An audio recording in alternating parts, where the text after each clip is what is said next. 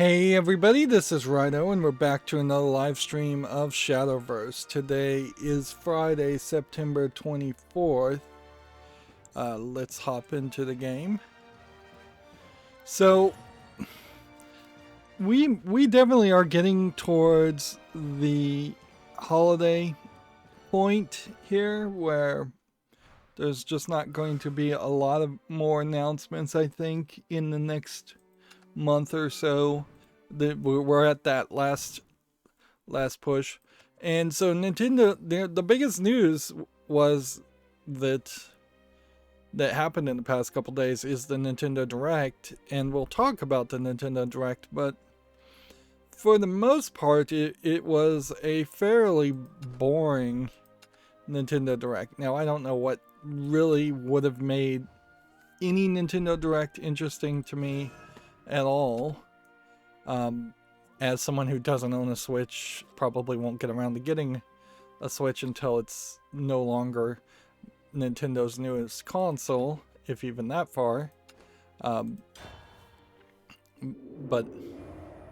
there really was very little they could have announced that would have been exciting. The biggest thing I think they could have done was made an announcement that there was like a deep partnership with Xbox Game Pass or Steam, and they were just going to bring a lot of cloud gaming or something. That was a really good pack opening, so let's open another pack. There would have to just straight up have been like 50 plus games announced, or the integration of some streaming service that opened up potentially hundreds of new games, or at least there would have had to have been one or two really really interesting new Nintendo titles announced, just like brand new out of nowhere Nintendo titles. And there was a new Kirby game, and we'll look at that more, but yeah.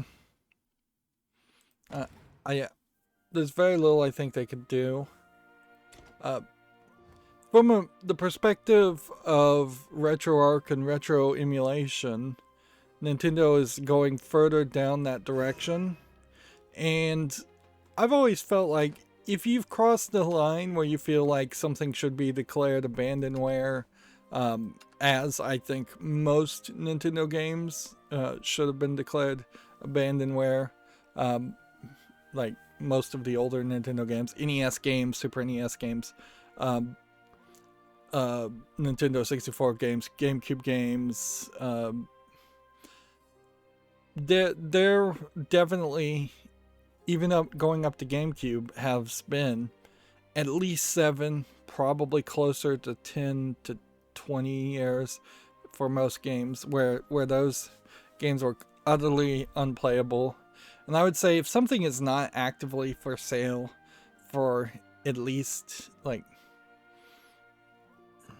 5 years is a good number to pick out of the air. I think at that point in my mind that's abandonware. And once I think something's abandonware, I don't think that then there is this moral obligation to go back and buy like the... Ooh, I didn't finish this. Well, I did finish it, I just didn't redeem the rewards. I don't think that there's a moral obligation to go back and now like buy Mario 64 when it was offered on the Switch. That feels like that's a different offering completely. You can do it certainly if you want to, but I wouldn't really give anybody any poop or any scuff if they said, nah, instead of spending money and buying a bad version that's of Super Mario 64 being emulated on the Switch, I'm just going to stick with the ROM of the original version of the game and playing it there. So when Nintendo comes out and says and announces that they have this collection of Nintendo 64 games and Sega Mega Drive games, which that's really weird, but okay. just goes to show how Sega now really only cares about selling their games, and has long since given up the attitude that they had when they were advertising their games and their console originally. And if anything, maybe the Sega Nintendo fight between the Master System and the Genesis and the Nintendo NES, Super NES,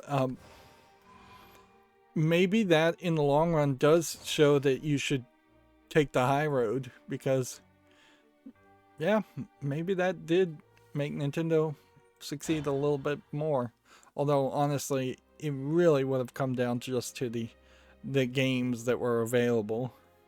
And Sega just did not get the licenses, did not have the first party titles that were as good as the NES, and the NES hardware just was more sellable. Now, one of the things I'm going to pat myself on the back about is I said Wednesday, going through like a list of somebody's top 50 NES games, there really is not a good way to have a collection and a re-release of Nintendo 64 games if you're not specifically including Rare games made by the company Rare. That's not to say things like Conker's Bad Fur Day are going to show up very quickly. I wouldn't be surprised if it eventually does show up, but Rare made in partnership with Nintendo or just wholly separately half of all the good games, pretty much the vast majority of the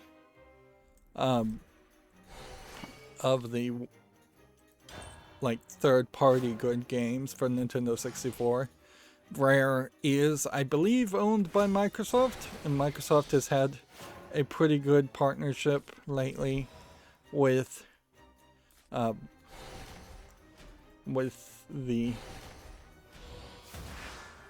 Nintendo people. So, now did that give me 1 or did that give me 2? You've walked into the wrong forest, friend.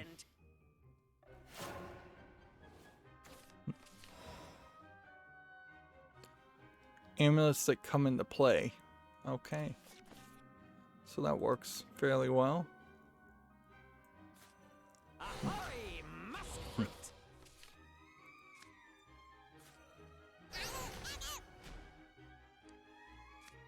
Let's see. Whenever this alloy tree is destroyed, gain +2/+2. Interesting. So yeah, some of the games that are coming out for the Nintendo 64 collection are Rare games, and Banjo-Kazooie is on the slate of games. So there is, I think I will pat myself on the back a little bit saying, yeah, that's the way it's going to go. Unfortunately, what that really highlights though is if they are at all selective about what Nintendo 64 games they release, they are going to quickly run out of games for the Nintendo 64. It definitely feels like they've already run out of games for the NES, Super NES lineup. And on top of that, they seem to be actively planning on charging extra for the Nintendo 64.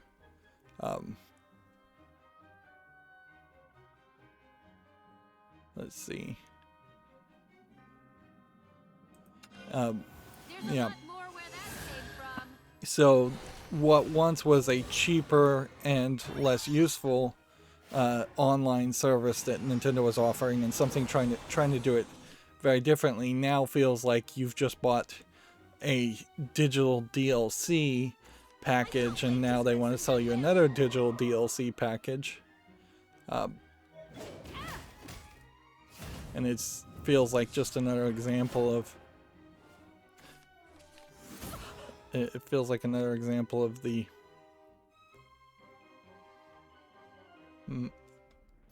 developers at Nintendo just not knowing.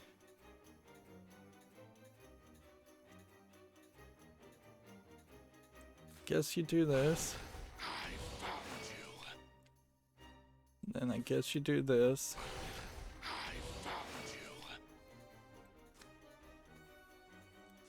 Let's see. And then I guess you do this.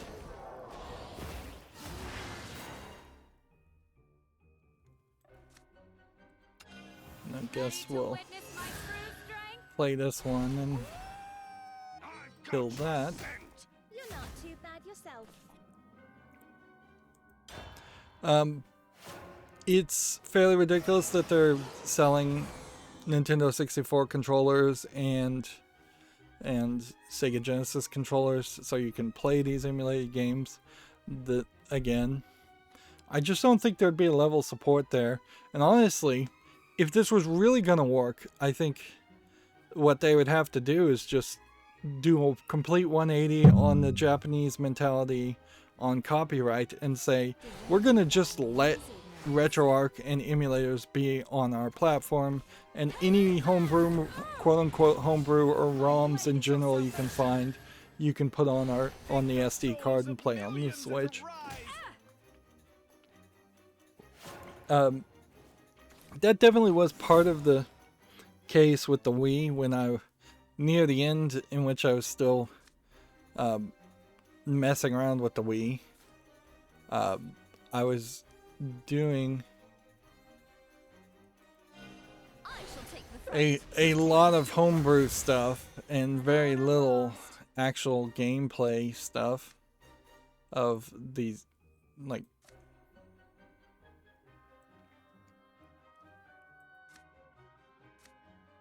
let's see.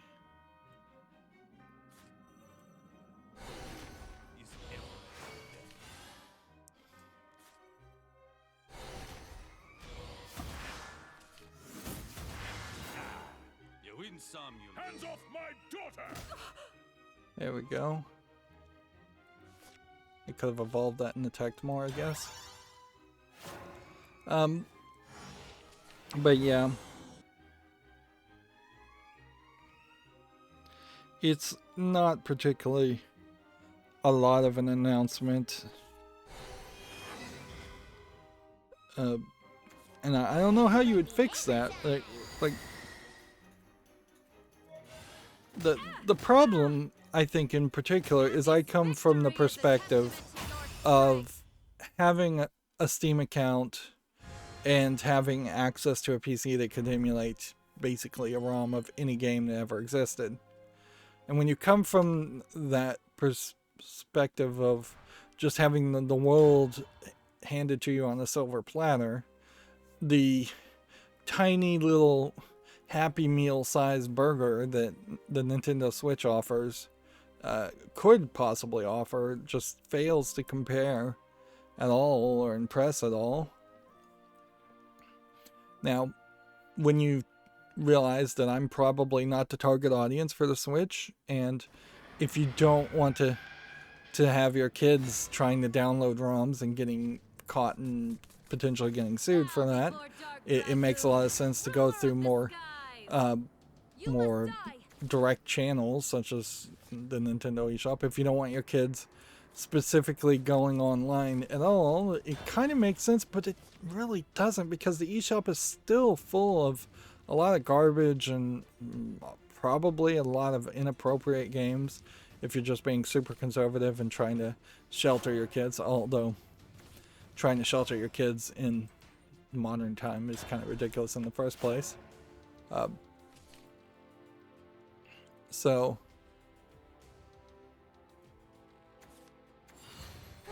yeah,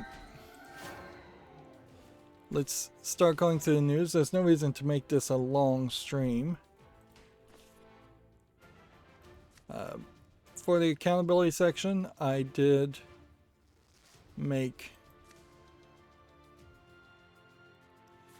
a couple more episodes of The Binding of Isaac Rebirth. I have one more episode to do, and then I'll be done with it. I need to do some scheduling over the weekend, definitely. And I did, in case I didn't mention it, I did get 3 different batch files that I was programmed, and that's certainly nice.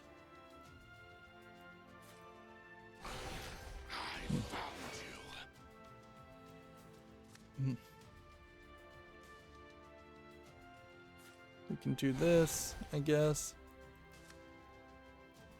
And then I guess you do this. Wow, just gonna have a ton of nature and great trees. But yeah. I'll need to decide what next game I'm gonna cover. Probably this weekend. Still trying to learn how to use Kodi. Part of the thing that I have set up with Kodi is that I've set up all the folders in Windows to have thumbnails. To show thumbnails in Windows, they have to be labeled as system folders, and they have to have a special desktop.ini file. And what that does is then effectively in Kodi give it the appearance of being a hidden file and folder. So there is a checkbox option to I don't know if we have anything here we can do. There's a checkbox option in Kodi to show hidden files, and if you don't have that hidden file option enabled, then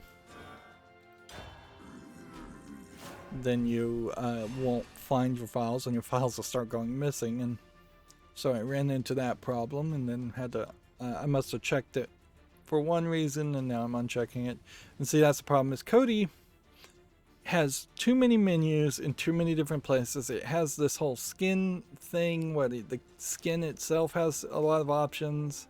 It just needs more programmers on it, better streamlining, better user interface.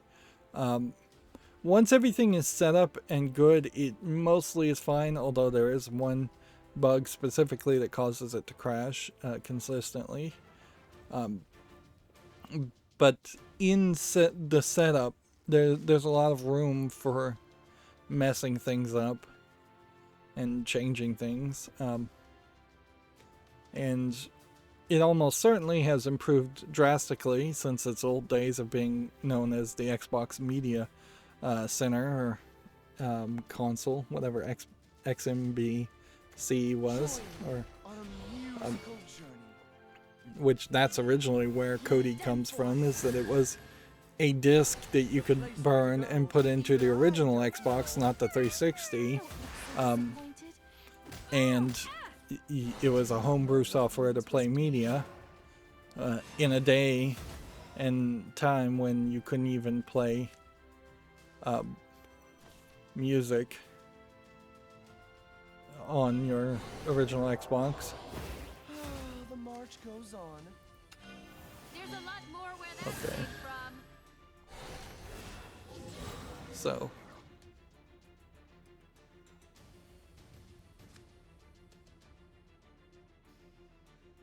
give your leader the following. Whenever your card is added from your hand to the deck, do 1 damage to a random enemy. Do this X time X equals the number of cards added to your hand. Okay. So do this. And then do this.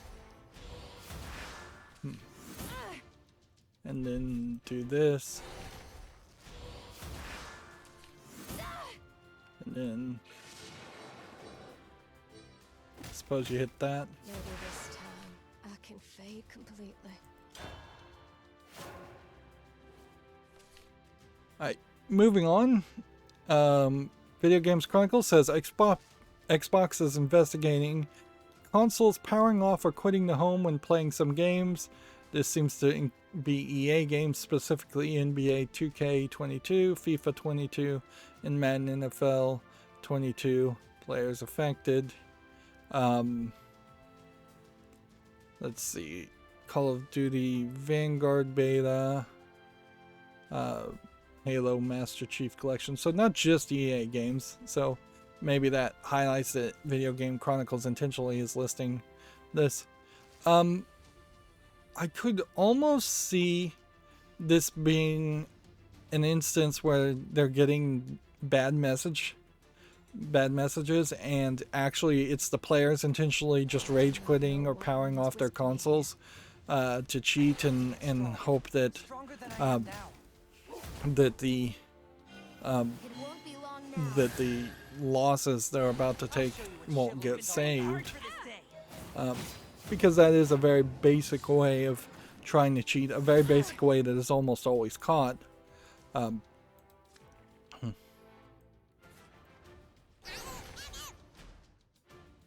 Let's see. Do this.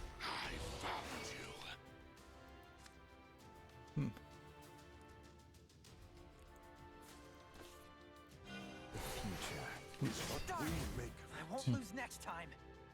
Alright, so we do this. Then you do this. I've still got far to go. Let's go ahead and just evolve here. I've got your scent. Maybe this time I can fail completely. Yeah, it could be an overheating issue. It could be a game code issue that is just affecting a lot of different games. Could be part of the underlying APIs of DirectX causing an issue. Like, this is a story that would have to grow and get reported by more people if it was a major scale issue that was affecting a lot of people. Video Game Chronicles has a review. Normally I don't look at reviews, but this game Sable has been catching my attention. They say Sable's journey from relaxation to frustration and back again. A visual stunning adventure undermined by performance issue and dull quest design. Which, yeah, I will take that as one report from one source that the game seems to be mediocre. And honestly, it's totally possible. Like, there's been hundreds of games that look very interesting in their trailer, but then it's just very easy to hide a boring gameplay mechanic or a frustrating interface or a frustrating feedback in controllers.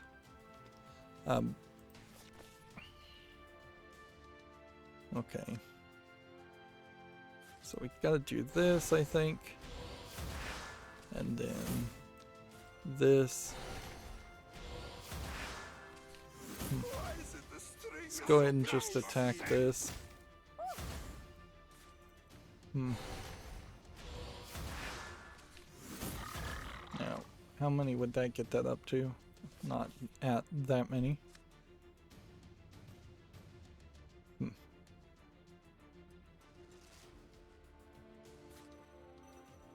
Might as well play this, I guess.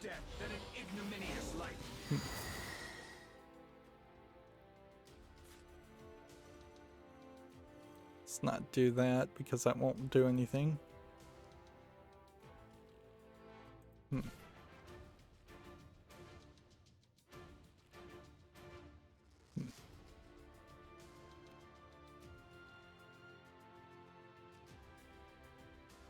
Yeah, I don't know, maybe we'll fuse with that card, but I think you do this first and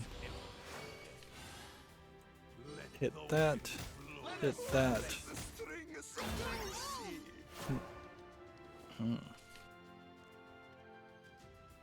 Yeah. Video Game Chronicles says Mojang is reportedly has at least 2 new Minecraft games in the work. He was playing with ideas for brand new games. That's interesting considering how Minecraft Dungeon also just was shoved out with no fanfare to Steam a couple days ago.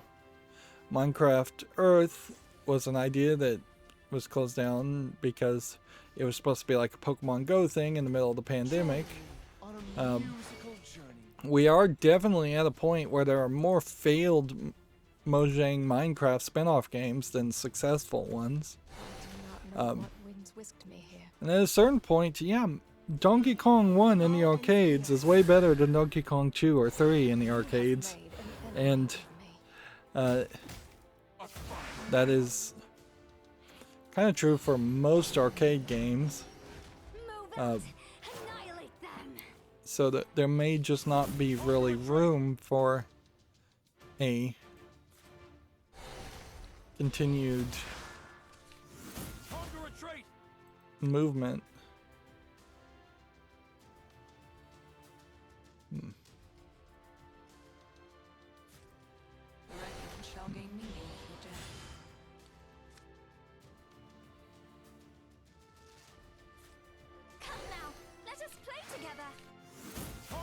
Okay.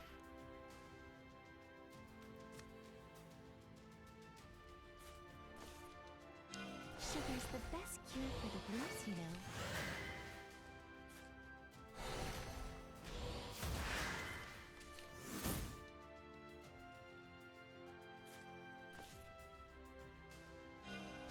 know. Trying my very best here to not die. Let the wind blow.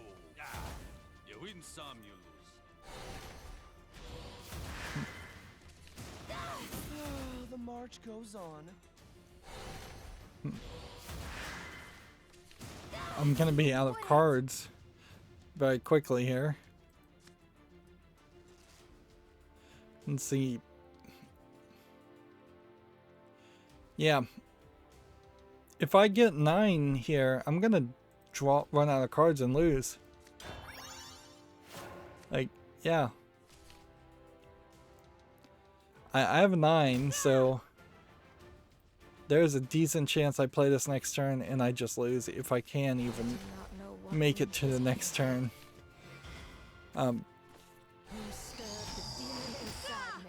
Nope, can't.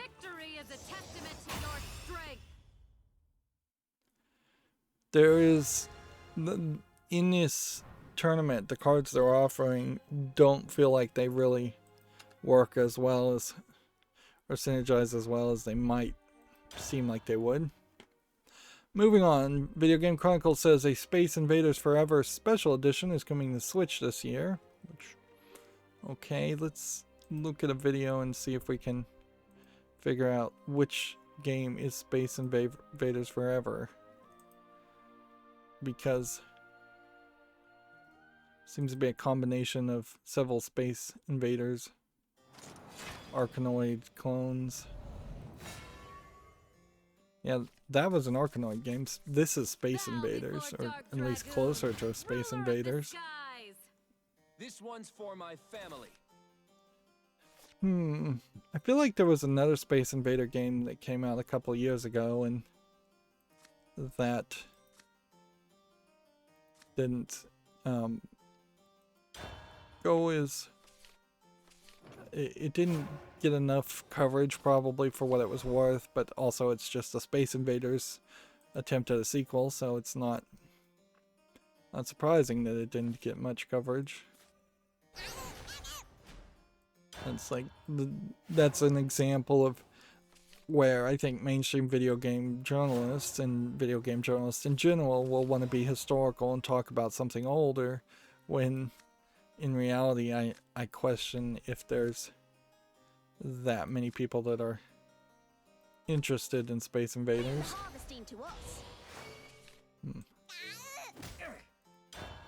Video Game Chronicles says there's it's been claimed that Nintendo could re-release Metroid Prime 1 for Switch without the trilogy games. It was previously reported that the Switch Prime Trilogy remaster was complete. I wouldn't be surprised if they tried to release each game separately, just to make more money.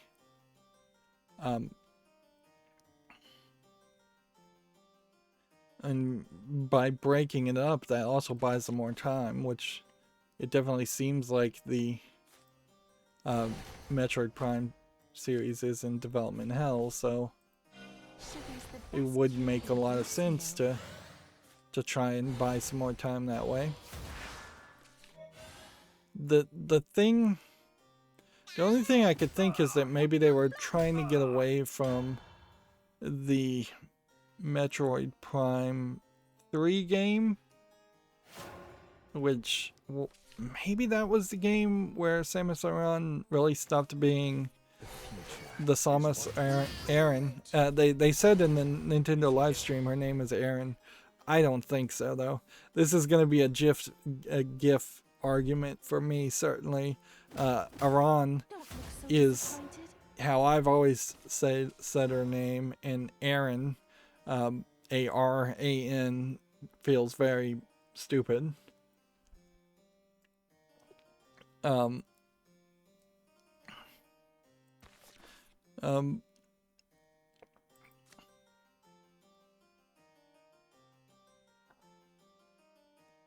So yeah.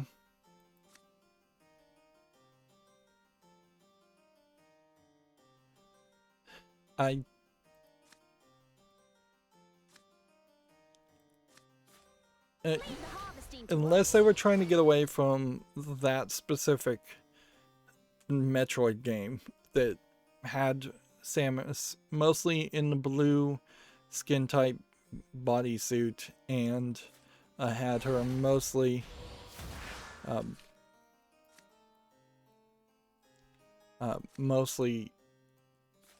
not using her abilities because she was under order of this like new male commander to not use her abilities. So the commander was just straight up telling him, I now authorize you to use this super missile, and it's like, yeah, that doesn't make as much sense as every other Metroid game where your suit gets damaged or something else limits your ability to have those weapons. I was thinking what they really should do is just have Samus get sucked in like a more of a black hole into a different universe. Get away from space pirates and Chozo characters so much.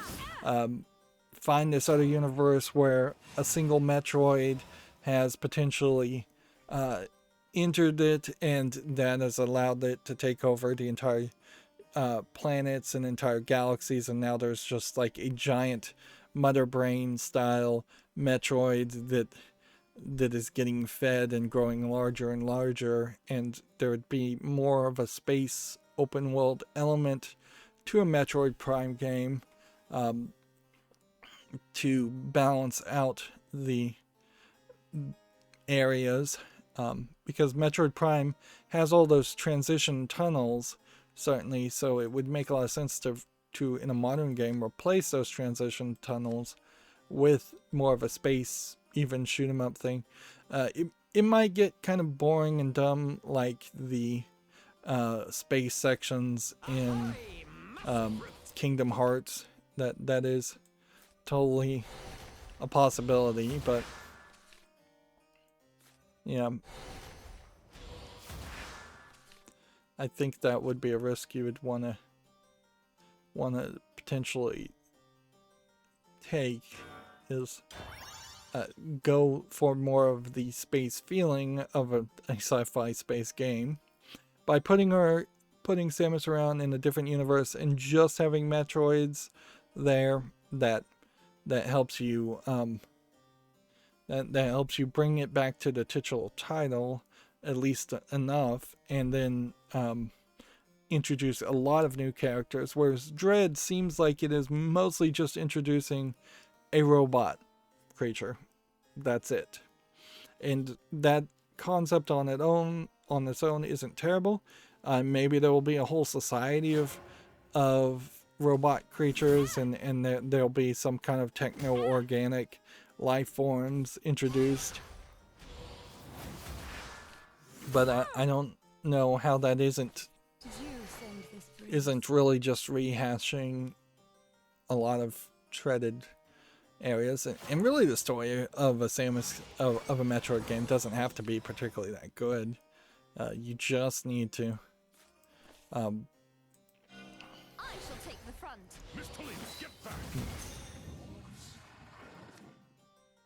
you really just need to More where that came from. make good level design and good gameplay, which that really does highlight that it's very possible that the new Metroid game series will be perfectly acceptable.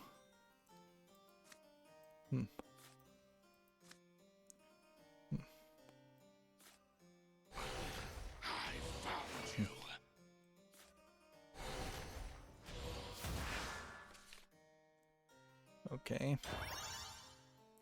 Think we can win this game.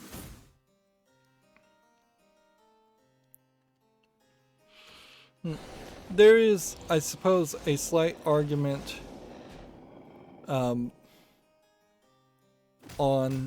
maybe it's time to move away from Samus Aran completely. The series is called Metroid, it's not called Samus Aran. If at the end of the third game they had even killed off Samus Aran, that would have been kind of fine. If they, in the new Metroid Prime 4, introduced a assistant co-op potential character that is the intern, the understudy of Samus Aran, and the Miles Morales to a Peter Parker, I think that there is definitely a thought here that where that might work and make sense. Looking at a trailer here, I don't want to show it because it's Nintendo. There is a possibility that this Metroid Dread robot character is just the homeworld of the Chozo, and that they evolved to even higher levels of technology than what had been seen previously. Okay.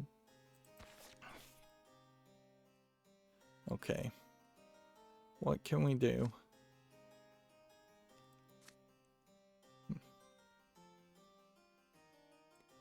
I think you just play this. I shall take the front.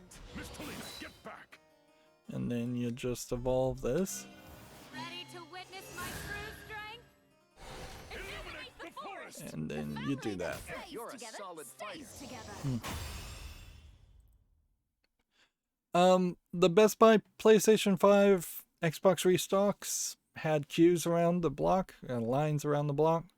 But there seemed to have been no really big issue to complain about, so didn't seem like there was any fights or anything else like that. So yeah, if anything, this might be just Best Buy learning how to better manage inventory.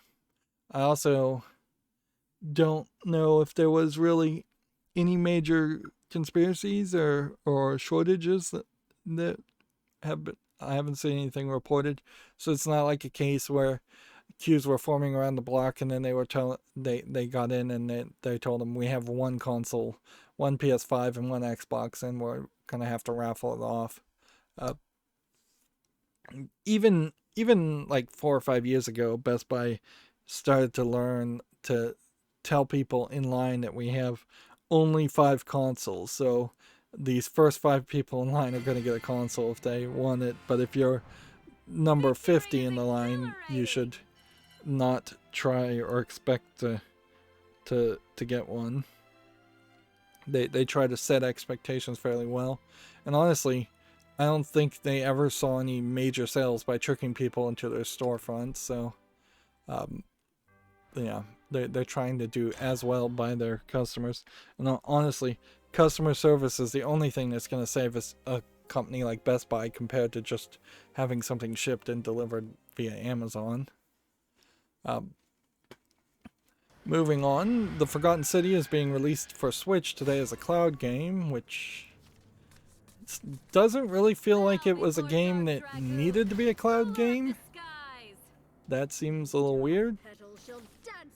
That other time loop game, Deathloop, has had nothing new to be said about it.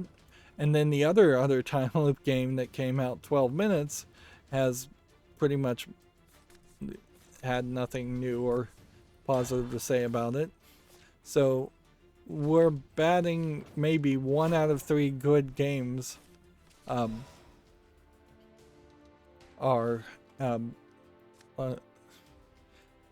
1 out of 3 time loop games seem to have been good. Yeah, I can't imagine playing Deathloop at this point. I did see one YouTuber, medium-sized YouTuber, video game reviewer, say that what it seems like is part of the problem is you spend a significant amount of time in a very early difficulty state if you play it slow and just play like a completionist and are trying to just learn how the whole game works and how all the characters work. And because you spend, I think he said in the 7 of the 8 hours that he had played, 7 of those hours he was at that low difficulty state, because you have to kill the first main boss, first visionary in Deathloop before it seems to increase the difficulty state. So the strategy seems to be to push very hard, very early to kill the first visionary, and then you get into the next step of difficulty, and at that next step of difficulty, then you can have a much better experience and a much bigger challenge. But in each loop of Deathloop, that means you have to basically play very aggro again to kill that first visionary, which may not very easily is the wrong way to kill whichever first visionary you choose. So you're the best way you would play something like that would be to go in circles and try and kill a different visionary very early in each loop until you can figure out how to get at least 2, if not 3 visionaries all in the same place, because you have to kill 2 or 3 of them in a group to actually beat the whole death loop or beat the game. We don't really need to talk about this article, but the Nintendo announcement seemed to have leaked. That may very well have been why the Nintendo Direct was just announced a day earlier. But yeah, the leaks doesn't probably matter much because it just happened. The announcements just happened after that.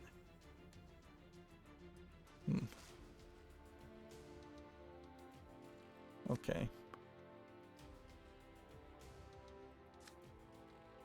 So I guess what you do is here.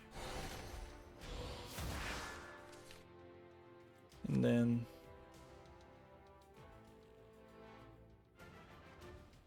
we do this. The future is what we make of it. And then this.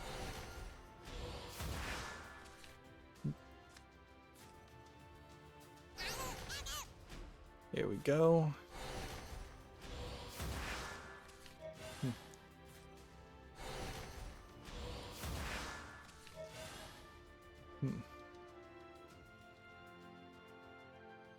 Do I want to evolve and kill this guy, or do I just leave it? I think I just leave it.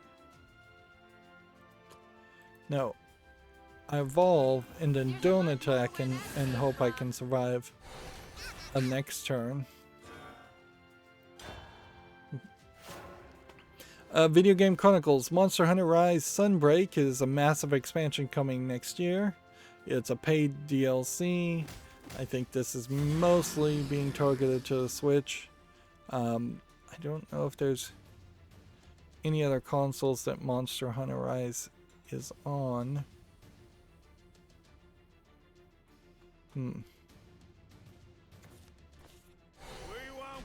Yeah. So, more game.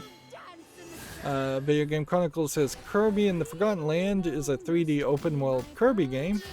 And from the looks of it, it seems like it is set in kind of a modern real world that is very different from what we normally see Kirby in. Although I'm not the biggest Kirby fan, I have not played many Kirbys, maybe the original Kirby in Dreamland on the Game Boy.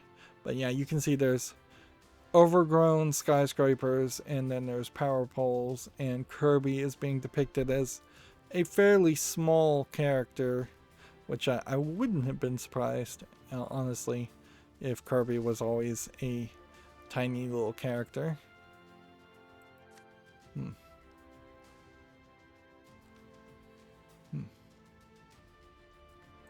Okay. I shall take the front. Miss Toledo, get back. What else can we do? We can play this, and then we can evolve this. Ready to witness my true strength? Is this bushel enough? And then, guess you play that. Block, block, block. Time to retreat. Hands off my And attack daughter. that. Since these are all Nintendo Direct things, I guess we're gonna just have to risk it. So yeah, here you can see you're inside of a building being shown off as kind of a teaser before they show Kirby. And seems like Kirby just crash landed, probably flying on his little star onto Earth. And honestly, this feels a lot like a Banjo Kazooie game. No, not Banjo Kazooie. What am I thinking of? Am I thinking Banjo Kazooie? So there's kind of dog characters running around, and there's trash. If anything, it feels like they're definitely being inspired by Pikmin games. They don't want to make another Pikmin games. Speaking of Pikmin games, that Kena game, Kena, yeah, here's a star. That is being described slightly as a Pikmin-like game, which that makes it more interesting to me, certainly. This feels like it is, yeah, trying to be more inspired by Mario Odyssey. And we're seeing some of the previous types of enemies. And honestly, some of the Mario games also had basically the same abilities and things, so it's kind of an overlap of what you would be fighting and how the game would play, which that's fine. That does look fairly interesting as a first little tease.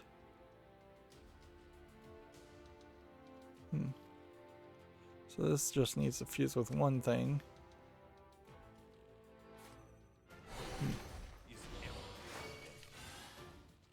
And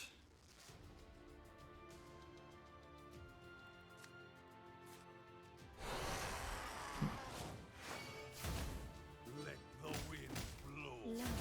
play this. Didn't play fast enough.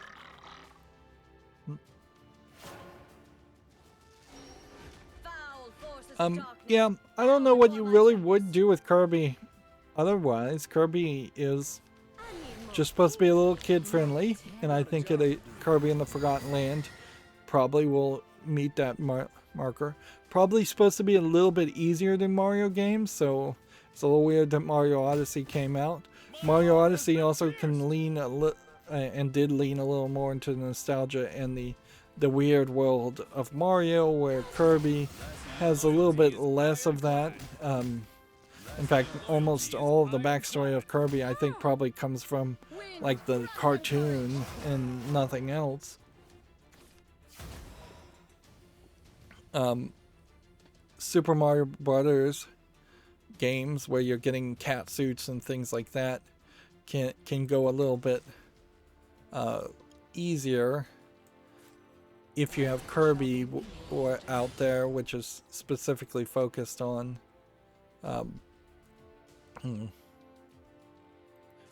on the idea of continuously eating and don't know if I can win here.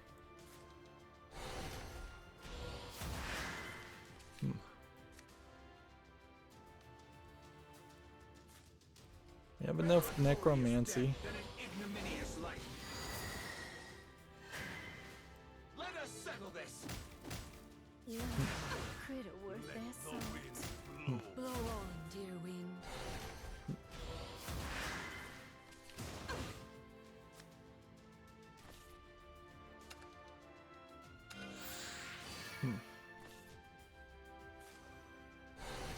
Yep.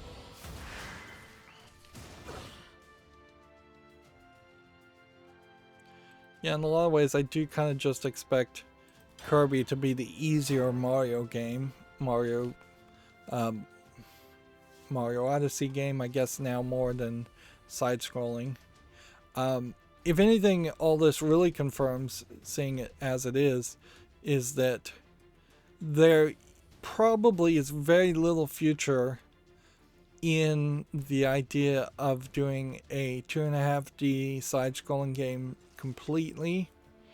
If anything, what we're seeing is the transition that Sonic has tried to do multiple times, where it takes the flat 2D side-scrolling game and convert it into a more 3D, more modern game. This victory is a testament to your strength. But I think Nintendo is in a much better position to actually succeed there, where Sonic and Sega have kind of failed horribly, and Nintendo can learn from those mistakes. And ideally, this new Kirby game wouldn't be buggy and run terribly, like the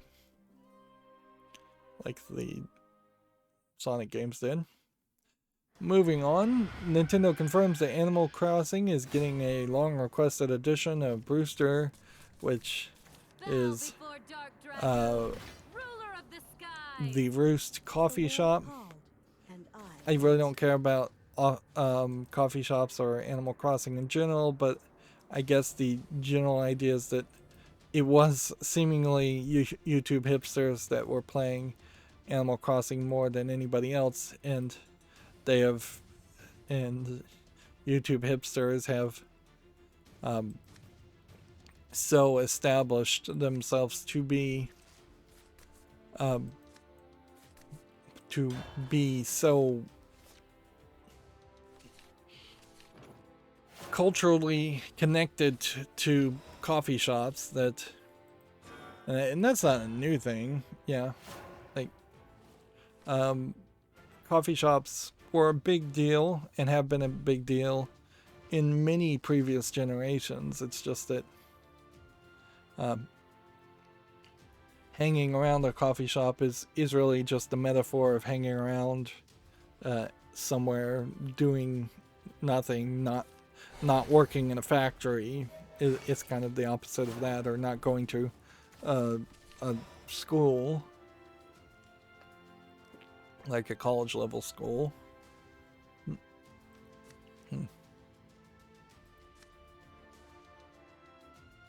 Okay. So you pretty much have to start with this one.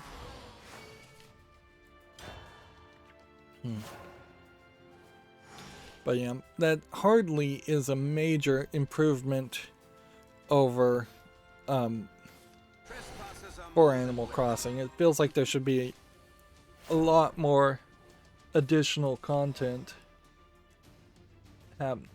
Sorry, I turned my head. Feels like there should be a lot more additional content being added there.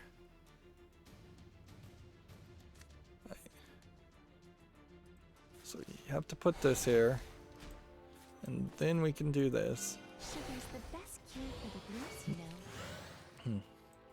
Then we'll just go ahead and play this, and we'll kill that. So this is the big news from Video Game Chronicles, and we're just going through all Video Game Chronicles news first because it's just the way it worked. Nintendo Switch Online will add Nintendo 64 and Mega Drive games with a new subscription plan. Special controllers, which you can buy, and I assume that they're going to make it fairly difficult to play these games unless you buy these special controllers, but not impossible. Will be released later in October. So here you can see in the picture Mario 64, first party title, Mario Kart 64. Star Fox 64 is a little bit weird in the sense that it is embracing Star Fox when there is seemingly fairly no decision or desire to make a new Star Fox game. And it seems like they're kind of just actively Now don't push. trying to Fifth the land. rub it in your face. Yoshi's Story. There hasn't been a Yoshi's game in a couple years, but not crazy. Ocarina of Time makes total sense. Mario Tennis makes total sense. But then you have a Koei Tecmo game called Winback that makes no sense. And unless this is a Japanese game, much like this game, which looks like Guilty Gear or something, I can't even tell. That doesn't make sense. Like, two of these are very different, and this one obviously wasn't even released in the West because it doesn't even have the right packaging shape and size. So the controllers will be released for $50, which is ridiculously expensive, honestly. And let's see, I guess you do this, and then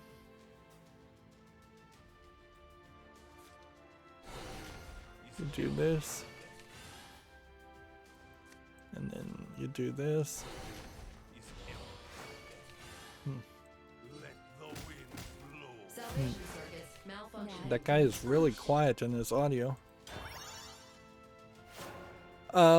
The Master System controller will have the 6-button version, whereas the North American European version will have the 3-button version, which means that the Japanese version will be really bad.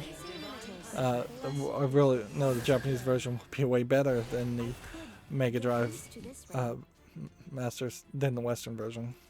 I'm stumbling over that. Also, there is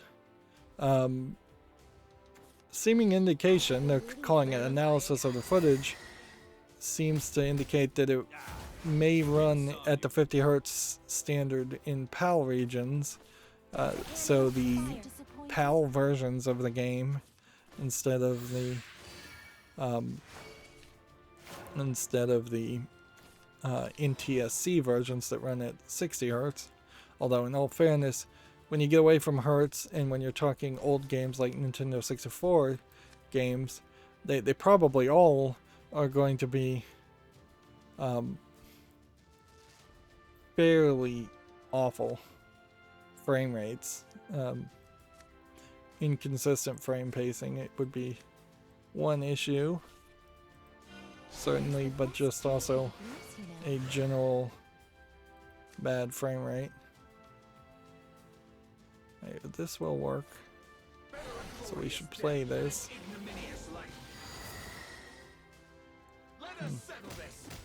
This world is filled with mystery.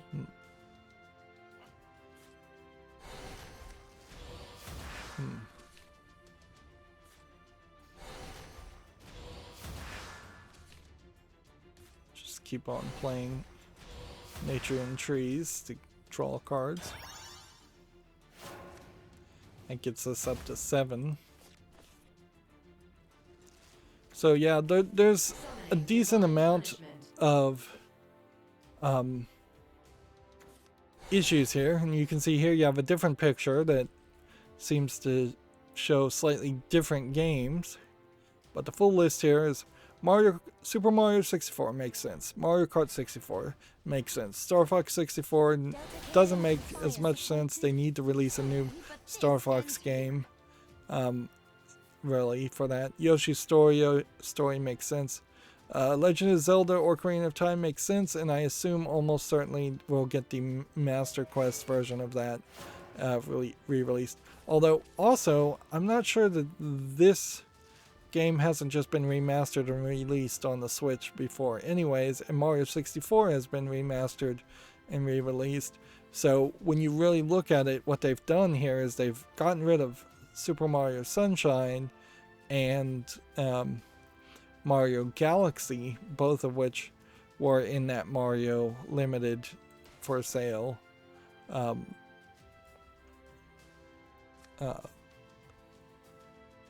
25th anniversary game. Did you send this, please? Let's see. Come now, let us play together. I'm playing pretty badly here, I think.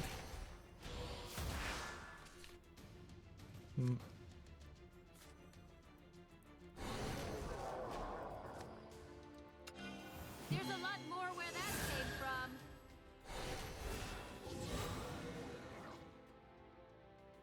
Do we have 9? We will have 9 probably at the end of this turn.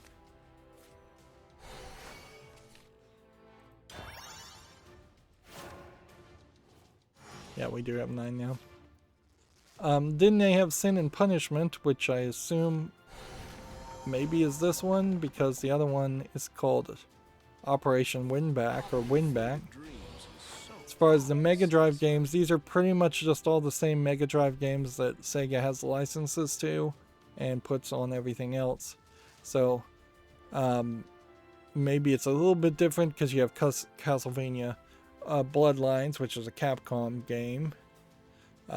Contra Hardcore, Dr. Robotnik's Mean Bean Machine, Echo the Dolphin, Golden Axe, Gunstar Heroes, Musha, Phantasy Star 14, Ristar, Shining Force Shinobi 3, Sonic the Hedgehog 2, Streets of Rage, and Strider. None of that's particularly surprising as far as games. If anything, it's just surprising that that many games are going to be released at once, when it feels like Nintendo would have wanted to maybe only put out 2 or 3 Sega Genesis games a month and like draw it out. Maybe this is an indication that Nintendo has finally learned its lesson and realized that the kids are not interested in getting 1 free NES game or 2 or 3 free NES games per month. Alright, let's play this and see what happens.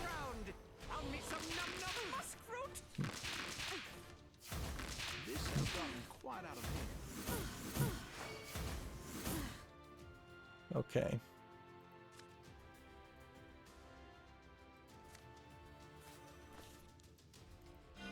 I shall take the front. Miss Toledo, get back. Let's see. Still have not activated that. I found you.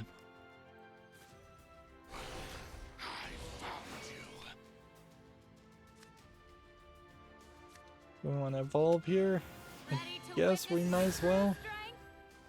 true strength? Illuminate the forest. The family that stays together stays together. Yeah. So I imagine we will get more games, but it probably will be in bigger chunks than just 2 or 3 a month.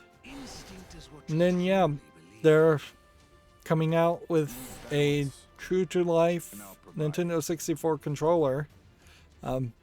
The one thing I think that I could say is good about this idea is at least kids of this new generation won't believe that their parents are lying when they said that Nintendo once came out with a controller that literally seemed to be designed for people with 3 hands. Fine bout. And it really is just a device of compromise in its design, in that it's expecting you to either hold the controller and play with the D-pad in some configurations, or ignore the D-pad and the left trigger and instead play with the Z trigger and the right stick. And then if you are playing with the analog stick on the left in the middle and the Z trigger behind there, you then can't use the left trigger really. Victory is a testament to your strength. I imagine for a lot of people, if they get this in their hands and it is the exact same size, they'll feel like it feels a lot smaller because it's been that long. It's probably not a terrible thought for them to release it, but also it just seems kind of silly, and the better move would have been to just map the controllers to the Joy-Cons, and I imagine actual comfortable play will be better off doing that than trying to play with these controllers. Arguably, there's a question really as to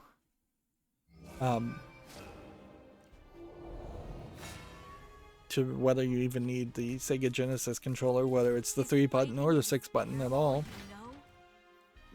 Nintendo also has confirmed that eventually they will get the rare game Banjo-Kazooie. They'll bring out Pokemon Snap, which is kind of weird to bring out Pokemon Snap as close to the release of the new Pokemon Snap. Legend of Zelda Majora's Mask, which you do need to bring it out, but not particularly well. The most popular Zelda game.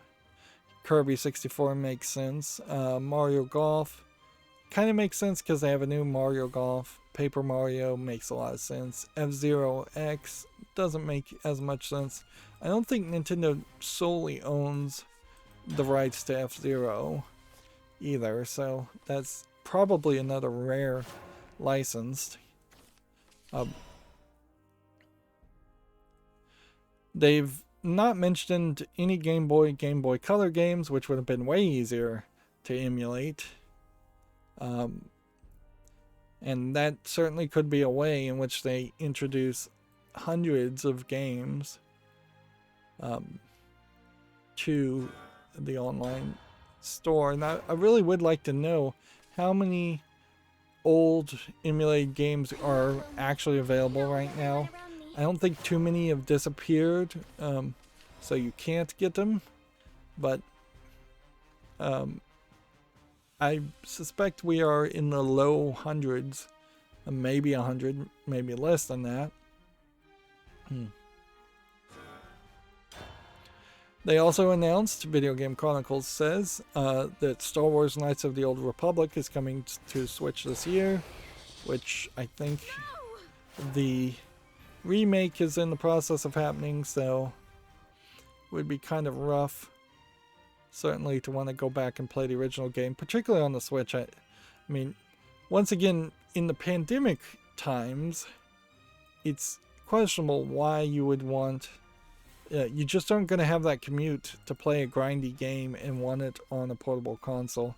This is one of these examples where a beloved game needs a remaster really to have an audience, and you can't just take an ugly looking, very low polygon game from a couple decades ago and put it on a underpowered console and think that that's going to satisfy a lot of people.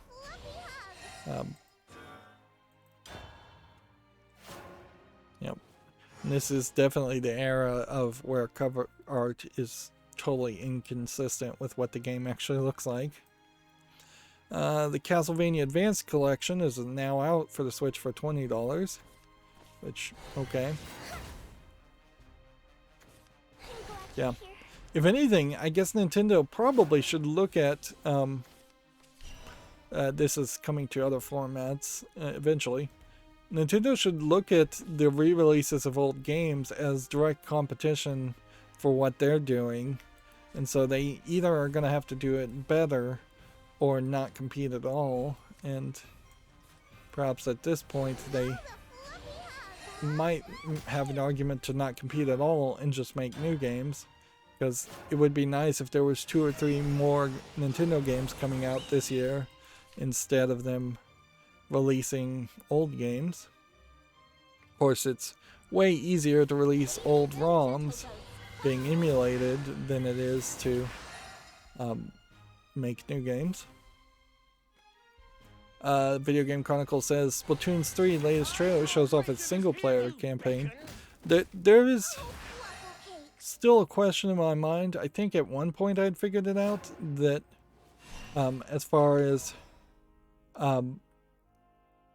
whether or not you can play Splatoon 1 and it has a real single player element. I don't think you can play the online stuff on Splatoon 1. Here we're seeing in Splatoon 3, seems like you're going to have more like robots and items, but it is pretty much the same experience. Maybe there's a new third species that completely covers itself in paint and then slings its body around. And yeah, this seems to be set in a post-apocalyptic Earth, but the indication was before that there was, and I guess they're introducing a new enemy. The indication before was that this was actually a post-apocalyptic Mario world, and that these were the squids evolved after Mario's time. But then Mario Odyssey pretty much puts Mario in the real world, so I wouldn't be surprised if what happened is Mario, in the Mario universe, these squids made it to the real world, like New Donk City or something like that, and all of that that changed, all of that evolved into a weird future. The trailer is called The Return of the Mammalians, so mammals of some sort are gonna come back into this ocean-like world. What's funny, though, is you would think for a world full of squid kids, there would be more levels where you're going underwater, or some levels where you're going in the water, and that seems not to be the case, really. Oh yeah, and there was that weird like spin-off one where they were kind of just having a beach summer party. I know, what was that? There was some like DLC for Splatoon 2 that felt very mature for what felt like a kid's game. Where they're in two-piece bikinis, which felt a little bit out of place. But yeah, I guess that came and went. Moving on, Video Games Chronicle says Xbox Perfect Dark reboot will be co-developed by the Avengers Crystal Dynamics, which that doesn't really paint it with good news. The initiative will partner with the Tomb Raider reboot developer. So yeah, that makes more sense if you look at it from the Tomb Raider reboot developer to remake Perfect Dark. Something needed to be done with Perfect Dark, and honestly the story to most people, including me, probably doesn't have to be that interesting or that good. Or no, it does have to be interesting and good. What am I saying? It doesn't have to be very connected to what Perfect Dark's games were before. You just need a spy character named Joanna Dark. That's all that's necessary. Any further storyline could be removed completely. And this is like not really being announced for the Switch.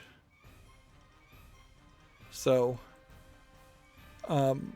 it's being announced during the Game Awards in December 2020 was originally when it was announced, and now a year later they're saying who's working on it, so it seems like they greenlit it without even having a team behind it,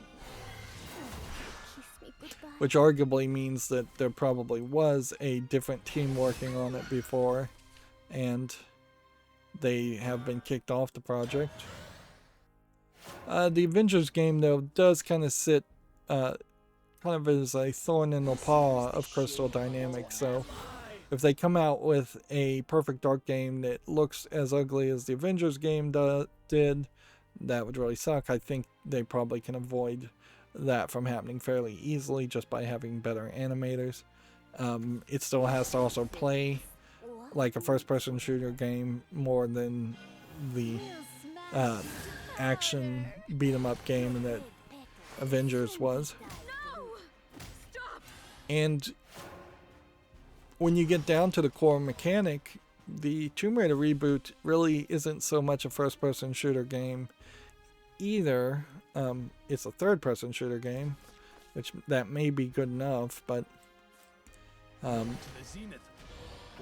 there was a lot more platforming and attacking with axes and bows in the Tomb Raider game than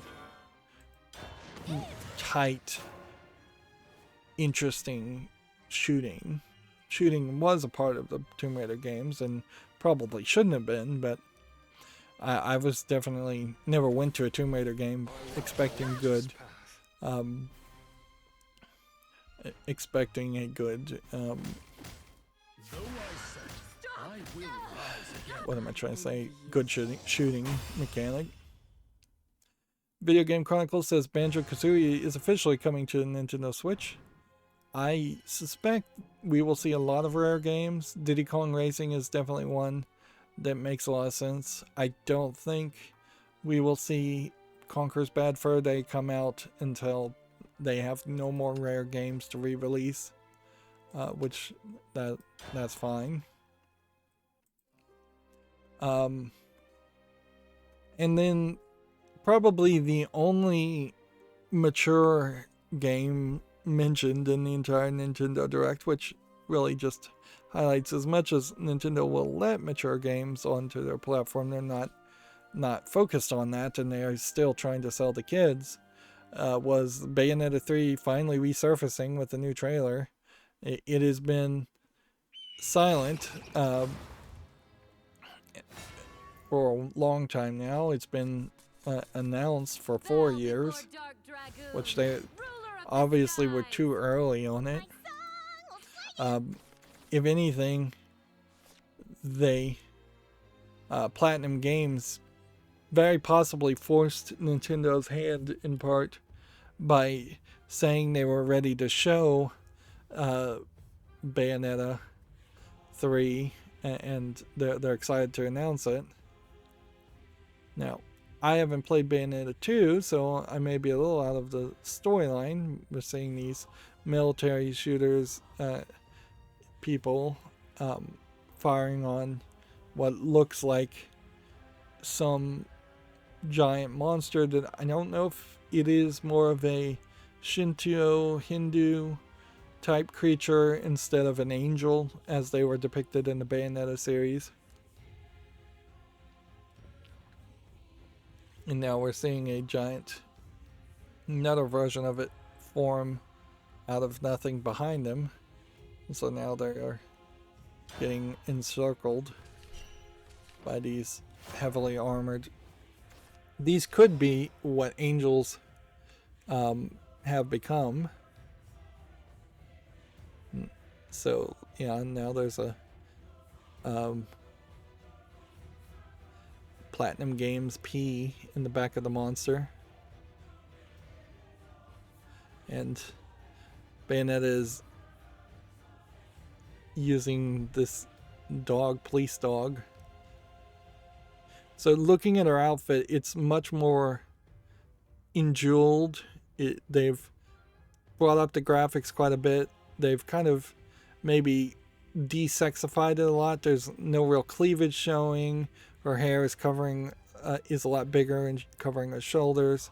Her outfit previously was made out of her hair, and I think very possibly still is. So the idea of showing her to have even more hair is showing that she's increased in power. We're still seeing some of the torture endings here. And then she still has her witch time butterfly attacks and her demon attacks.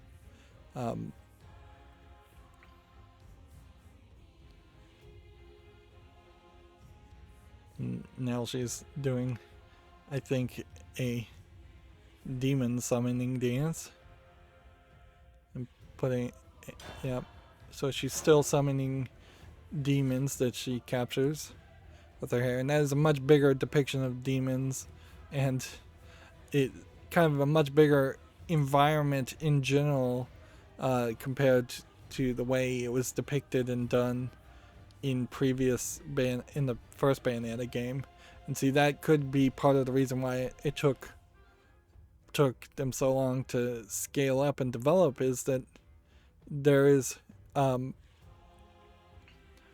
the original Bayonetta game mostly had people in very small rings of arenas fighting, and that feels much more like a kaiju big battle environment, where you're going to be in a fairly large arena, so you can summon these giant demons and maybe directly control them and have them fight, which might be interesting, or it might just be kind of a boring way, almost like QuickTime event.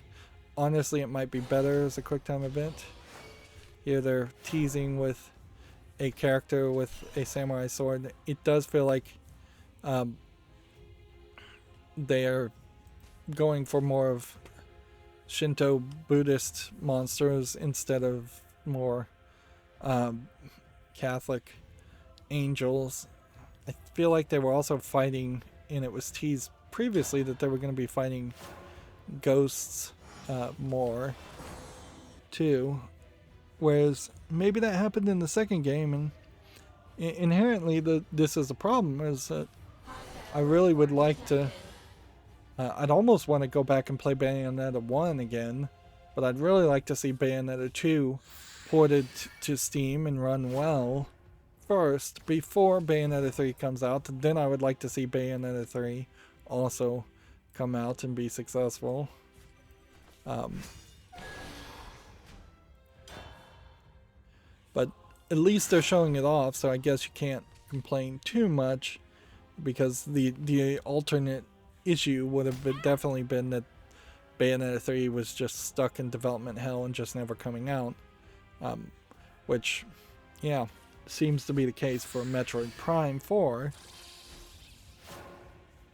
And I personally would much prefer Bayonetta 3 coming out, even if it's a Switch exclusive, versus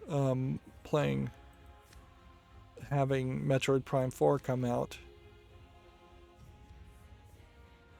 Some of that will definitely change, however, based on whether or not the Metroid Prime series gets re-released or not. Because if all three of the previous Metroid Prime games are out, particularly if they somehow came out on PC, which that's probably never going to happen, then that would give me more to play that I haven't played in a long time. And I'm not sure I ever played Metroid Prime 3. I'm not sure. I probably played Prime 2. And that would have probably been about the last few games I ever played as far as Nintendo consoles. I had Wii games, but I was just getting busier and busier as far as watching anime instead of playing games. Alright, so we have now several Gematsu articles. The social deduction party game First Class Trouble is coming to the PS5 and PS4. It's currently in early access on PC. I guess we'll check out this video. Today will definitely be a test on my anti-DMCA abuse algorithm that's supposed to stop things from getting claimed by people who are not considering fair use or following the rules properly. Like, I would be very happy, frankly, if I did occasionally get automated content ID claims on YouTube and then I claimed fair use and people said, oh yeah, that in your case is fair use. So that's how the system should work, or is implied to work, and that's just not how it actually does work, particularly in the case of Nintendo. I think we had already talked about this. Miss Kobayashi's Dragon Maid Burst Forth has been announced for PS4 and Switch. Trogon Breath is the subtitle there. Do we have a video now? 15-second teaser, which, yeah, it's not going to show you anything. Melty Blood type Lumnia has Miyaku, Arima, and Vlav Archangel gameplay. So, 2 new characters. It seems like Melty Blood type Lumnia is going to show every character that they have as a teaser and trailer. And arguably at this point I should not bother to comment or talk about Melty Blood type Lumina until it actually comes out and has something really relevant or important to say. The same could probably be said for Demon Slayer Kimetsu no Yabai, the Hinokami Chronicles. They are adding 6 characters post-launch via 3 updates, which that's pretty good. I'm fairly certain this is a fighting game, so having more characters added makes a lot of sense for free. I don't think there's much more to say about it, other than the Demon Slayer anime very possibly will be irrelevant by the time the game actually comes out. Disciples Liberation has a companions trailer, which is age restricted, so I'd have to watch it on YouTube. Let's see. Disciples Liberation is a fantasy strategy RPG. We'll just leave it at that. The Castlevania Advance Collection has been rated for the PS4, Xbox One, Switch, and PC in Taiwan. It's now also been updated by the ESRB in the West, in the United States and Americas. Now, which I think this is the game that also came out, so we may have no longer any reason to talk about it. And let's see. The Digimon Survive has been rated, I think, in Portugal. It says Esplandadas Ministries, but in Brazil. Yeah, Brazil, not Portugal. Which, yeah. I don't think there was any secret that Digimon Survive was coming out at some point, but maybe there was question if it was going to come out outside of the Asian countries. And I guess that indicates that it will come out to the West. Gamatsu has the Famitsu sales updated. So, interesting here. The PlayStation 4 version of Tales of Arise is first, and then the PlayStation version of Neptunia X Senran Kagura Ninja Wars has made it into the 3rd spot, although arguably it was obviously just a slow week in general, because Tales of Arise only sold 33,000, and then you drop down to the third spot and you're at all the way down to 18,000. And but past that is Benji Girls Dream Party for the Switch.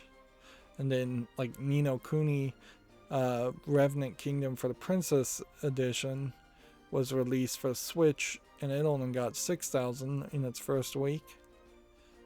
Whereas definitely several other games are way down there. Charade Maniacs getting 3,000 units, more than Deathloop, and more than Aliens Fire Team Elite for the PS4 versus PS5. And then the PS5 version of Aliens Fire Team Elite barely had 2,000 units. And then when you look at hardware sales, the Switch is still selling very highly compared to a major difference for the PS5 and the Switch Lite. And then we are still seeing better numbers than we have seen in the past with the Xbox Series X and S, but mostly it seems like if this becomes the trend, we will simply see a new generation of non-gamers in general in Japan. Which that could really hurt video games in general, is if all of a sudden Japanese companies aren't even interested in making video games because Japanese people are not playing video games. Let's see. I think we'd pretty much already covered this, but the Disney Classics Games Collection, Aladdin, The Lion King, The Jungle Book, has been announced for the PS4, Xbox One, the Switch, and PC. So that's 3 games. I think, unless it's giving you 2 versions of Aladdin. Because there were specifically 2 different versions of Aladdin, yeah. The 2 completely different and equally adored Aladdin games are going to be included. So there was a Super NES version, and then there was a Genesis version, and they were totally different games. I'm glad that that didn't become a thing that was done consistently. What do we have here? Because yeah, it totally could have been a case in the future where there were drastically different versions of games for the Xbox and the PlayStation. Of course, that's just too difficult and too expensive to make games that work that way. Gamatsu says the light puzzle platformer D-Exit Eternal Matter has been announced for PC. This might be nothing. Coming at you. You can see it's a little blocky, to say the least. If you just had a character that was kind of blocky, there may still be an experience here worth playing. But I'm not sure I really believe that. I'd like to see some actual gameplay of this.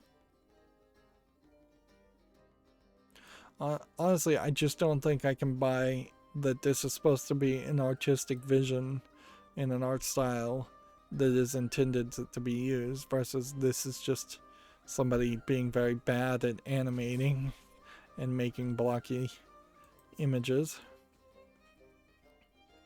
The game Dollhouse for the Switch launches October 29th. I don't think people really like the game Dollhouse. It got a lot of push and advertisement, but yeah, didn't really go anywhere. Chorus launches December 3rd for all these platforms. What is Chorus though? This is the one with the V in it. The uncharted desert awaits.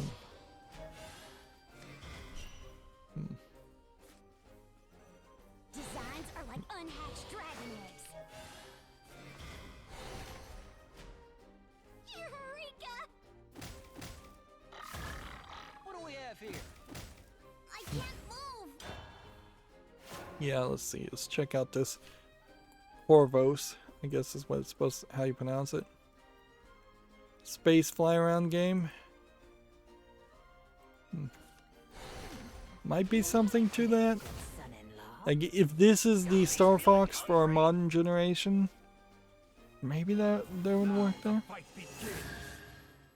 The problem, personally, for me is that I see games like this, and then I pretty much immediately am dismayed by the low level of visuals and just dismiss them. Here we have a game that looks visually very polished and good, so maybe there really is an experience here. And it does seem like they're trying to tell an actual story there, and I feel like Star Fox 64 definitely benefited by having some bit of a story, even if it really wasn't that much.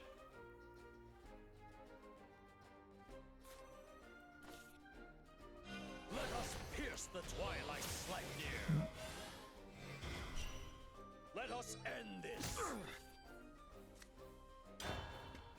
So yeah, Corvos has a chance of being interesting.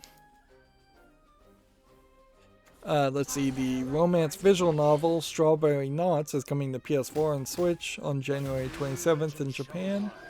Here we have yet another example of the PlayStation version of the cover art being censored, in that they have cropped it to hide her thighs and legs from showing, which really is just like ultra conservative. And I don't know if this is a case of the Japanese companies thinking that's what the Sony of California wants, or if it's something that Sony of California has specifically said they want. Honestly, I wouldn't be surprised if it is simply an overreaction and what the Japanese companies think they want. There's no reason not to just have a smaller PS4 logo here and have the same image to the same length. And certainly with the original art, they could have framed this so it would have been the same ratio, and this would have just been zoomed out a little bit more, and you would have seen more on the edges to get that same ratio. The reversible artwork, on the other hand, still mostly seems to be unaffected. So the inside of the album art is showing anime girls in bikinis. So yeah, it may very well just be a store shelves issue. It may very well be an overaction of Sony of Japan, I mean Sony of California now, just getting complaints from ultra-conservative Walmart-type stores in the middle of ultra-conservative parts of the United States, and paying attention to those complaints when honestly they should just be ignored. I think, yeah, giving a voice to those who don't really deserve a voice, in a lot of cases leads to worse mistakes. I'm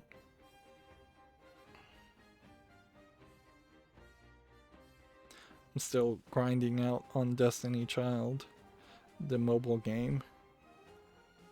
Like, having two events happen overlapping is too much. I'm glad they don't always do that, but they do it often enough. Let's see, the romance visual novel Princess of Glass and Retinue of Mirrors are coming to the PS4 and Switch on January 27th in Japan. Retinue, I hope I pronounced that correctly. And yep, once again you have the leg slightly cropped, although barely cropped at all. More interestingly, you have, because this is a wider, this one's wider than this one is, they have made two completely different compilation images, and they've moved this character upward over here and this character inward over here, and they have put the fog over her legs here and not here. And I probably should maybe think that's censorship, but I don't think it really is. I think it's just that they decided they had 4 characters they really wanted to squeeze on the screen. And then, yeah, reversible images look pretty much one for one. Doesn't look like there's any difference there. Yeah, it really is questionable why you wouldn't have just zoomed down a little bit more and had the same image. But I suspect they want as many pixels as possible showing the anime girls in these visual novels, because that is the selling point, undoubtedly. Didn't play fast enough. And then Gamatsu has the Japanese release schedules for Kirby Discovery, is what it apparently is being called in Japan, and Bayonetta 3. It's funny that it's being called Kirby Discovery instead of The Forgotten Land, but whatever. A game called Unisighted has a gameplay overview trailer.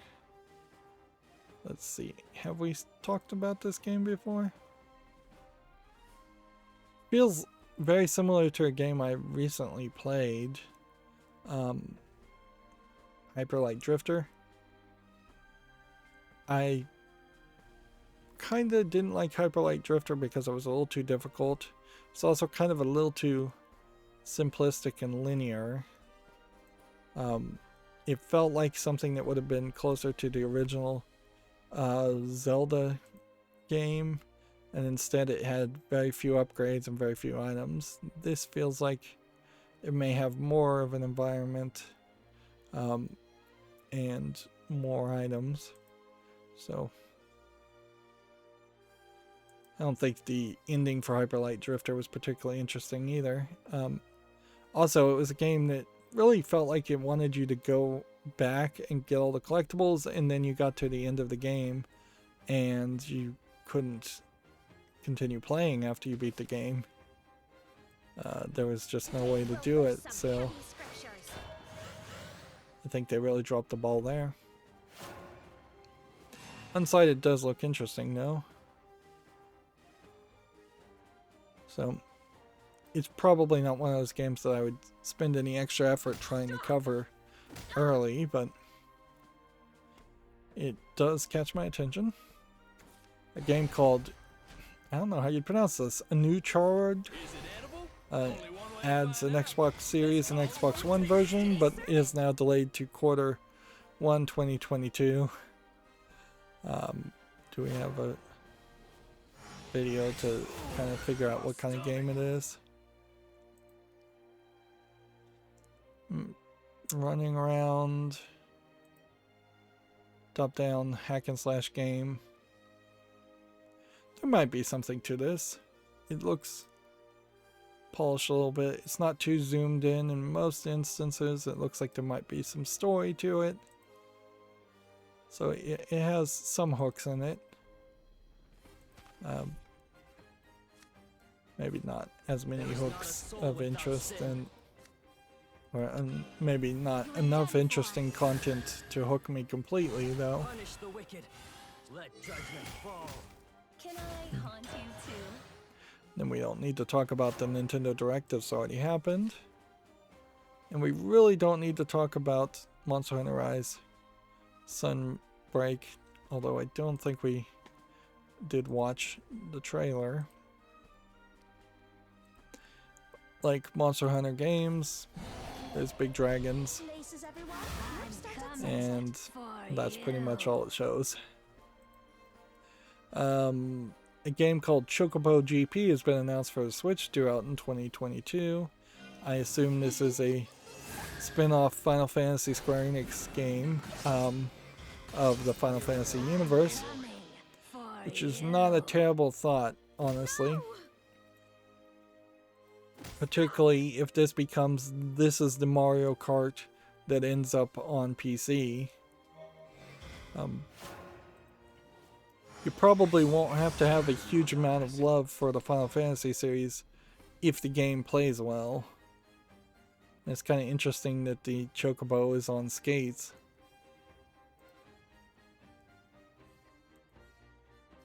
But yeah, if that plays well and rivals things like the and rivals Mario Kart, and it comes out on PC, that's pretty cool.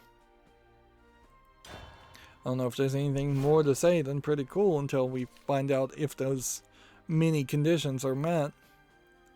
Apparently, Gematsu does call it the Forgotten Land in this article, but then they also are showing the English thumbnails. They call it the Forgotten Land. A game called ActRaiser Renaissance has been announced for PS4, Switch, PC, iOS, and Android. All now available. Seems to be a revival of a 90s classic hit. I don't recognize anything called ActRaiser. Looks like it's a Square Enix revival. Is it an RPG, JRPG, strategy, turn-based RPG?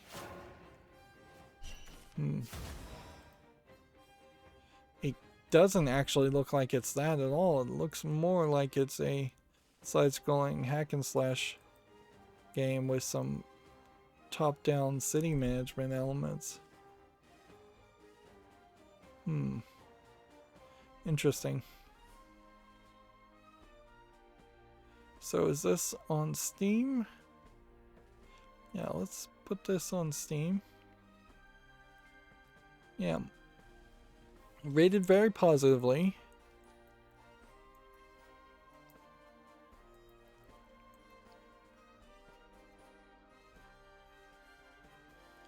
It's a action RPG and city builder according to the tags. I guess I have to put this on the fall list. Now, $29.99 for a re-release of a game I've never heard of is kind of a hard sell. Certainly, but not terrible. It supports interface English, French, German, and Japanese, which also would make a lot of sense if this is just a remake or remaster of an old game. Visually, it looks good. It probably is the type of game that does deserve just a more simplistic remake or remaster instead of trying to go super crazy with it and triple your audience base. So yeah, it's always nice to find a potential hidden gem. We very rarely do find that. Moving on, Voice of the Cards, The Isle Dragon Roars, launches October 28th for the PS4, Switch, and PC. This is another Square Enix game.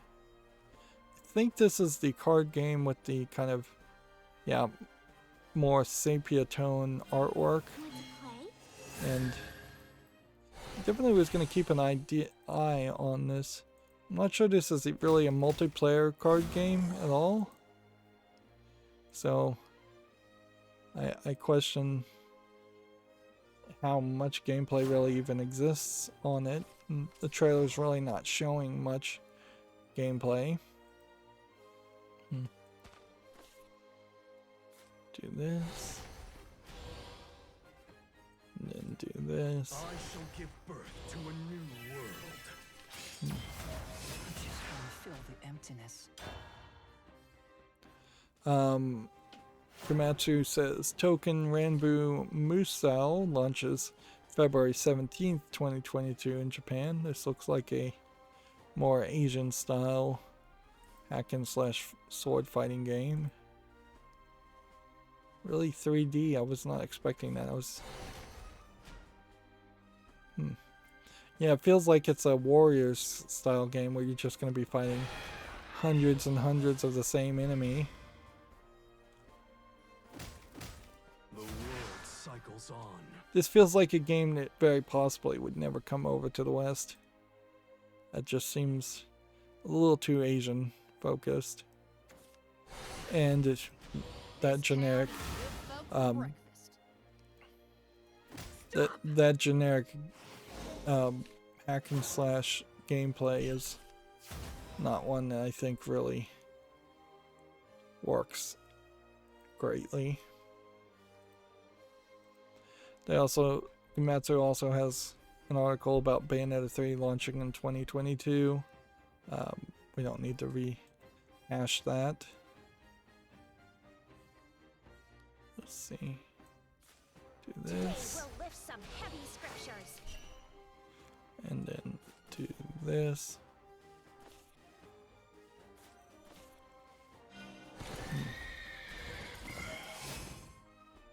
And then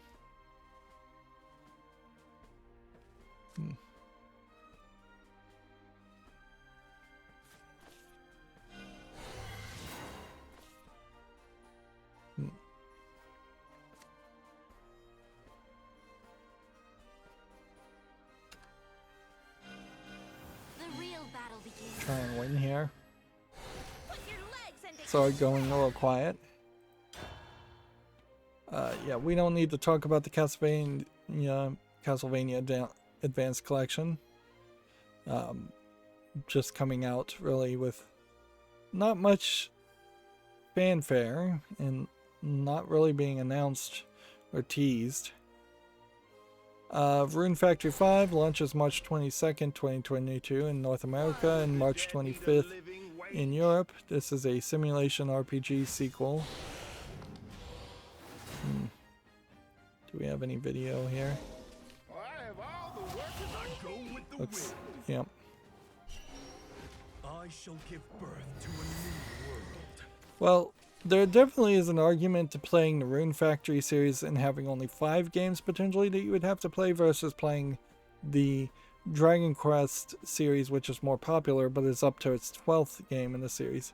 Now, arguably, neither one of these really work. And here seems to be a lesbian wedding happening, which is maybe in line, maybe not with the story. And I want to immediately just assume that that's just some SJW pandering. Thus, the world ends. Frankly, it's not uncommon for there to be at least hints of lesbian relationships in Japanese media anyways. a fair a day keeps the doctor away. There is not a soul without sin. Let us conclude. Punish the wicked. Spare the innocent. In my eyes. Let's see. Go ahead and play that.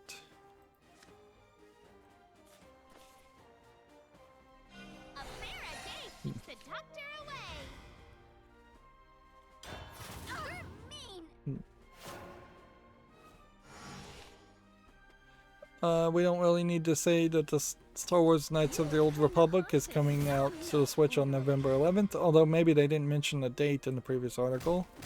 Deltarune Chapter 1 and 2 are now available for the PS4 and Switch, which apparently 3, 4, and 5 of the chapters, from what I've heard, are going to come out at the same time and cost money, which Thus, the world is not super surprising. You're too strong. We don't need to cover the Splatoon 3 trailer again. I pray that you will be freed from A suffering. game called Triangle Strategy launches March 4th. It used to be called Project Triangle Strategy. Feels like that deserves a better real name, though. And this was not reported on. It looks like maybe a fairly simplistic JRPG game. Yep. there definitely is a problem with there being just too many. I should be playing Forcecraft and Shadowcraft games. I didn't realize that. I have not even been paying attention. Or Bloodcraft and Portalcraft. Let's go with Portalcraft then. EU's on the chat saying hi. Hi. Sorry, I may be a little late responding to that. Yeah. There's too many JRPGs that come out, and they're too long, so it's really hard to get feedback to say, yeah, this is the one JRPG you should play for the next 2 or 3 years, which is about as many JRPGs as I think I could stand.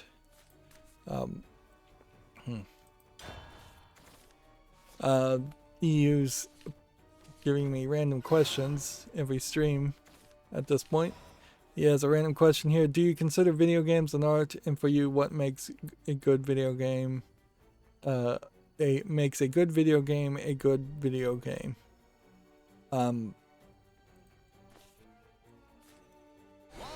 I wish I could say video games are 100% art, but arguably, even art as you would traditionally understand it is not 100% art.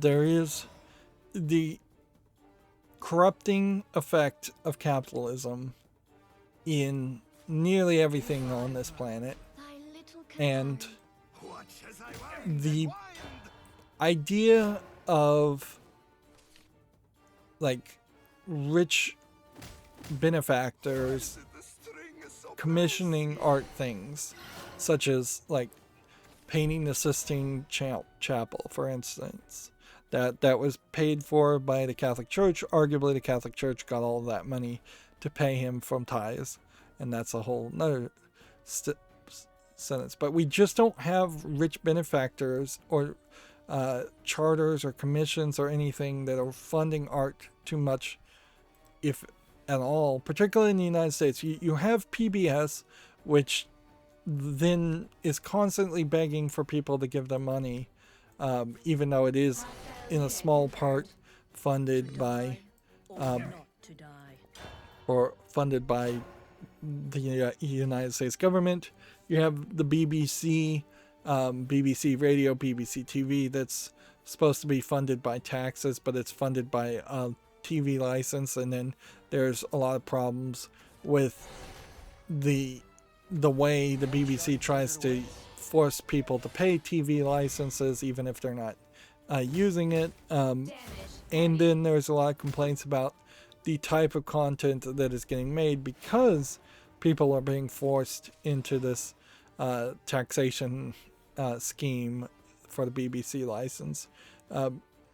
And there are definitely a few complaints about the fact that PBS is funded by the United States government. A lot of museums are also funded by some level of the United States government, and people are often unhappy with what that ends up funding. So it's never really a case where there's just a rich benefactor who says, I like this artist, I want to fund them and make all of their have them make whatever art they want to make, that's really where pure art would be. 100% pure art is the artist can just make whatever they want. There are no censorship, no limitations, no financial limitations, nothing like that. And sure, there are people who make things that are just pure art. In a lot of ways, what I make on my YouTube channel is pure art because I'm not getting paid for it, and I very rarely am even trying to make money on it. Although, in all fairness, I did stupidly, my Patreon got automatically like unlaunched, and it probably has been unlaunched for months, if not years, due to inactivity, and I just didn't check it. So I went and looked at my Patreon, and it's like, oh yeah, this page has been unlaunched, and I was like, okay, well, let's relaunch it then, because I've been asking people to support me via Patreon, and I bet there's been at least one person that's gone to the Patreon and seen that there's just no way to donate any money that way. Yeah, I also have like an Odyssey channel that rebroadcasts all my YouTube stuff. Odyssey being this kind of weird cryptocurrency backed YouTube competitor, and I seem to have what seems like a decent amount of their cryptocurrency element, but I don't know if it really would transfer if I tried to transfer it into anything else. I'd basically have to jump through hoops to try and convert it to Bitcoin, and I wouldn't be surprised if it's actually valued incredibly low and it's just a few dollars at most, less than what a transaction fee would probably be. But yeah, that's getting off topic.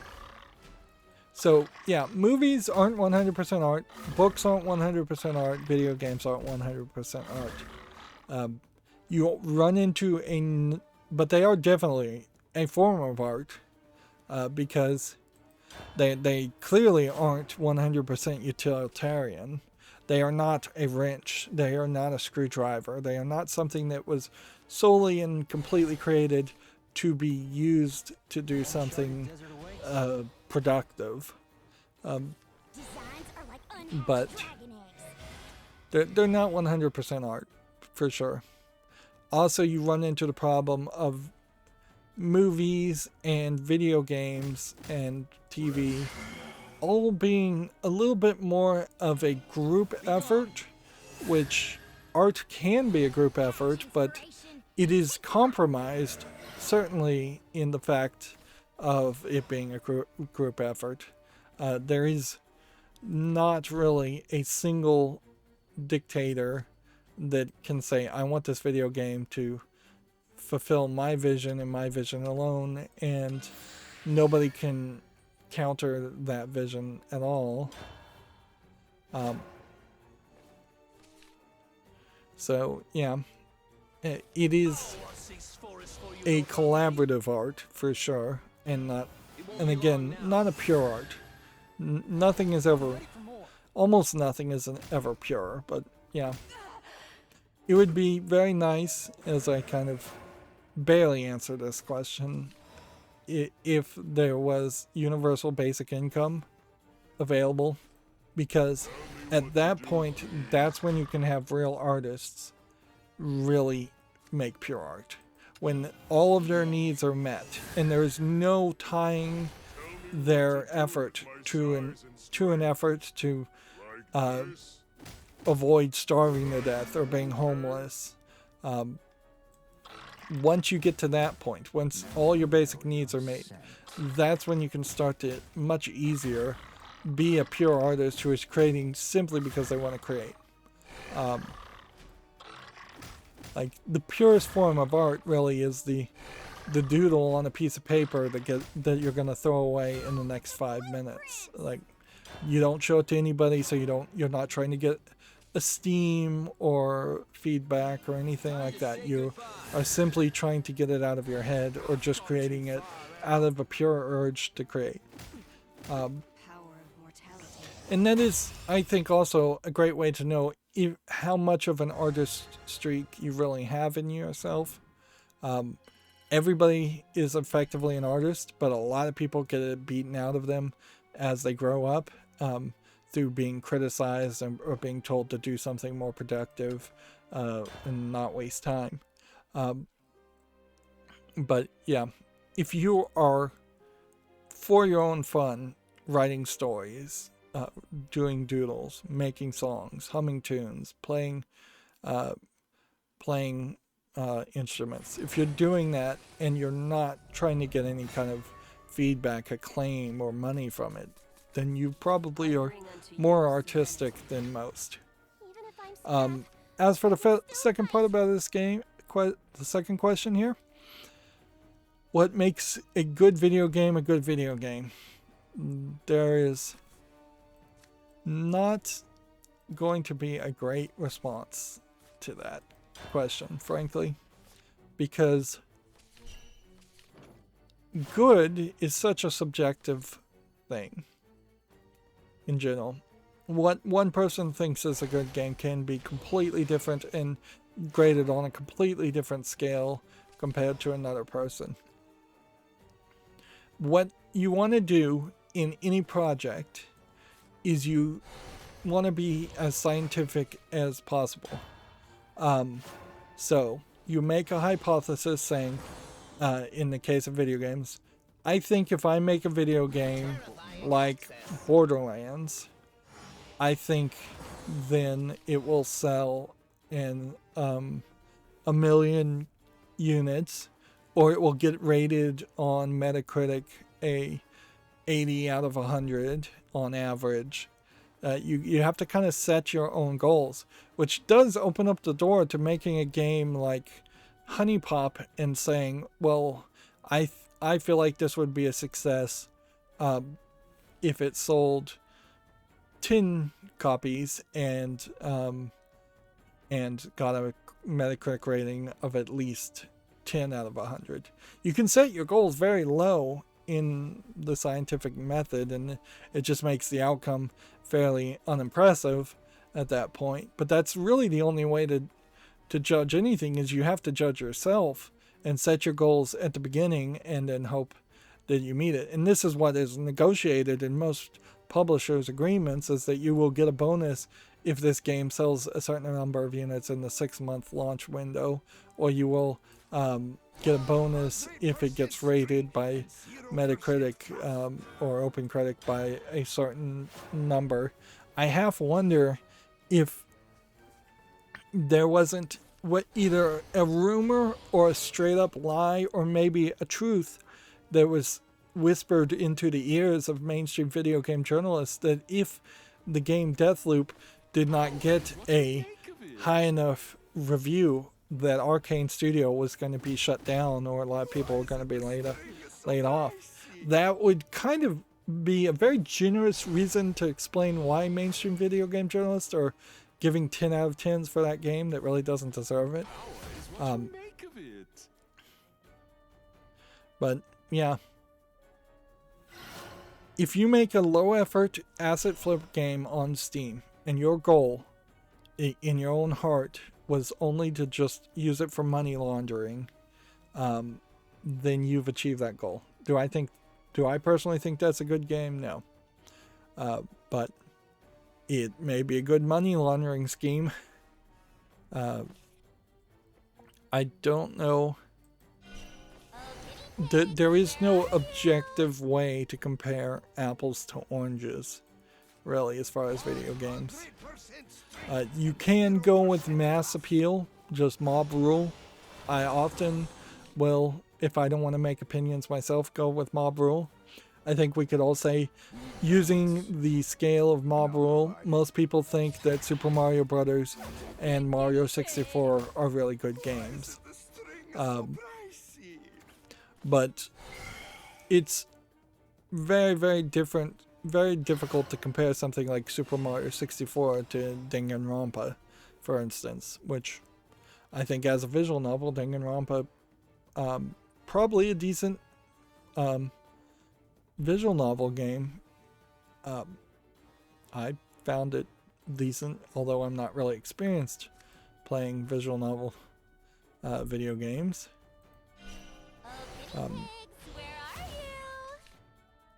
And yeah.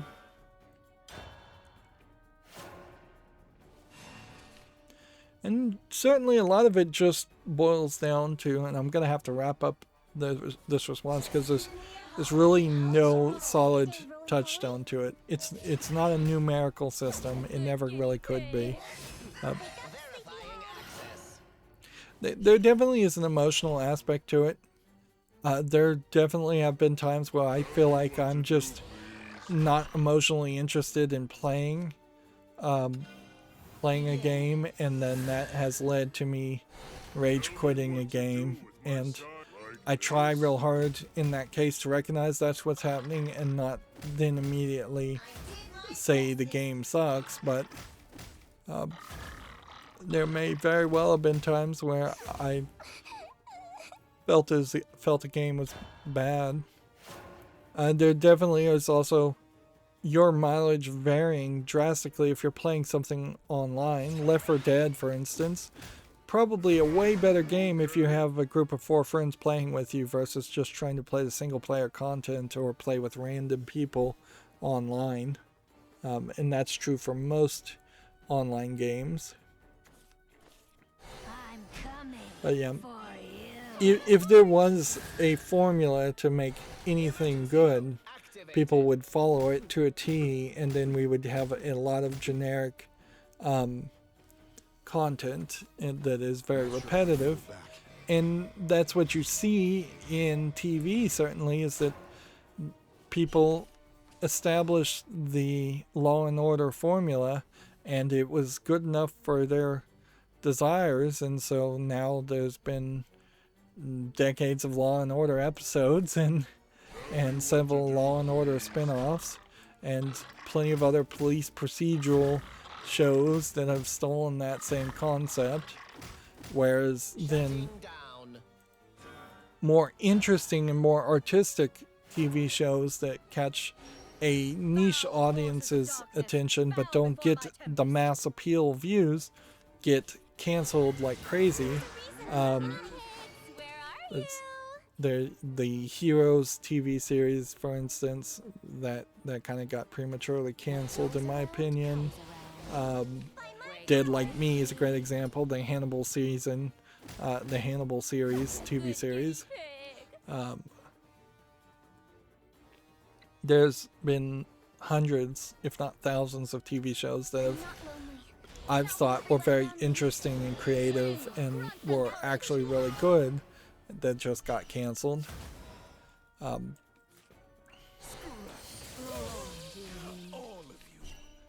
So, yep, highly subjective whether something is good or bad. And it's not my desire as a YouTube game critic to tell somebody whether a game is good or bad.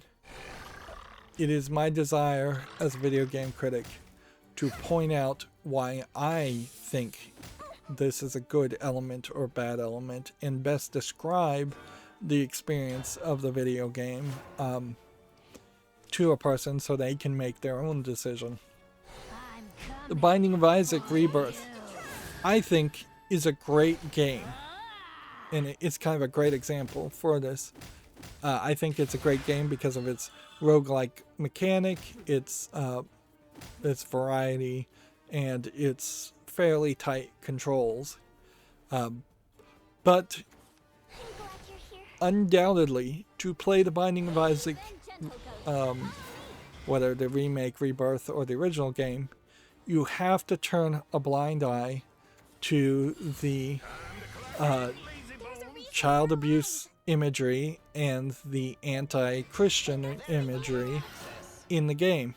You have to realize that it's a story telling a story, and it's not really propaganda in my opinion, but it is telling a story that if you are a devout Christian or you're triggered by child abuse imagery and references, you're not going to have a good experience playing The Binding of Isaac Rebirth. Or if you are triggered even by like body horror imagery, that too could be a part of the content that would potentially trigger you. Little canary.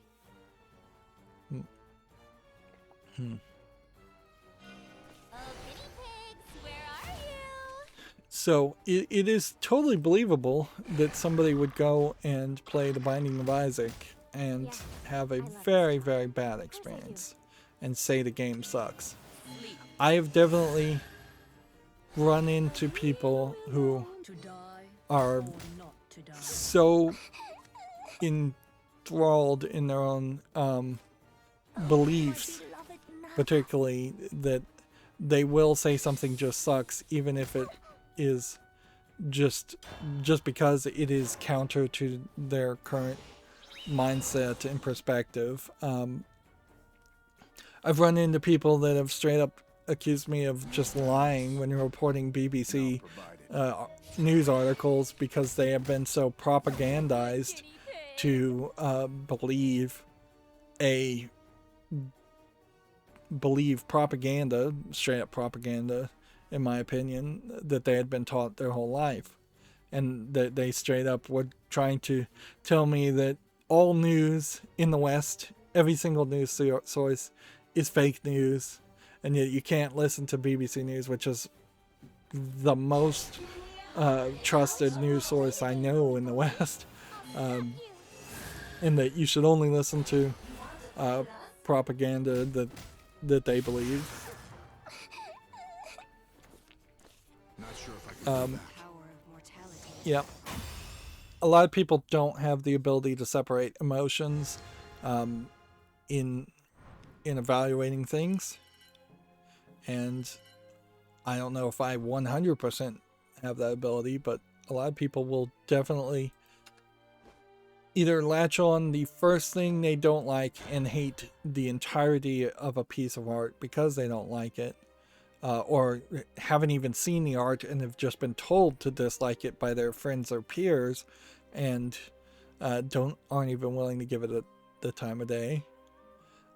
There are also people that latch on to things they like and they will stick to that, and they're not objectively evaluating that also.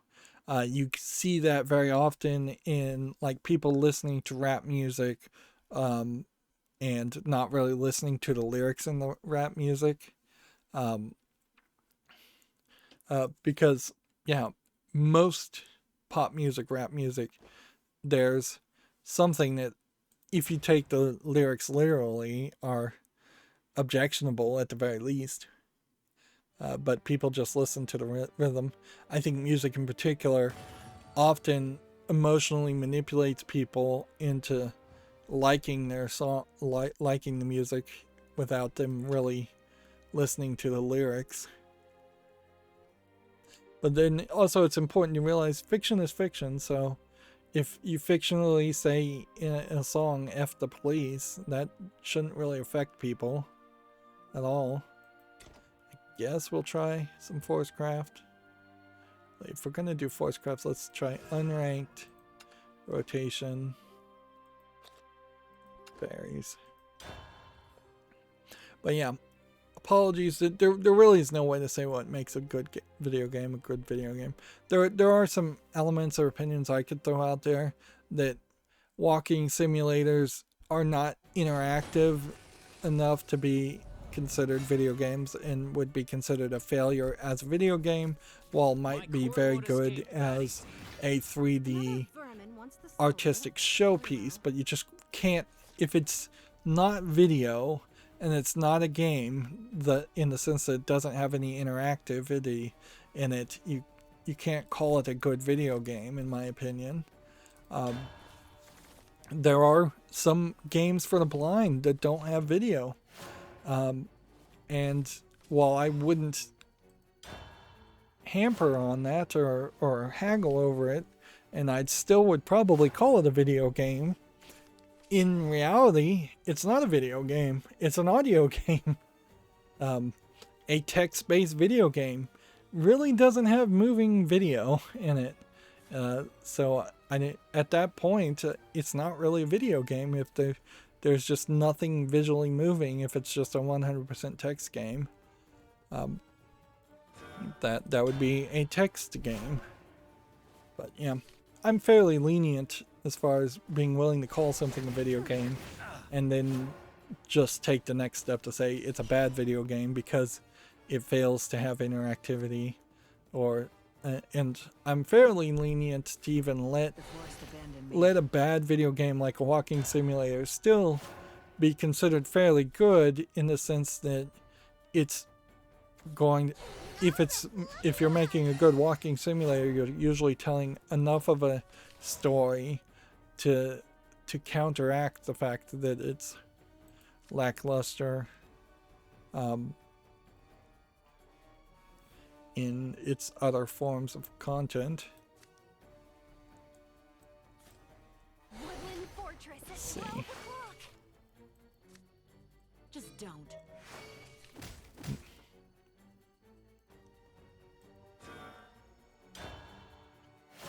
So yeah, that's about as much as I can say on that topic. It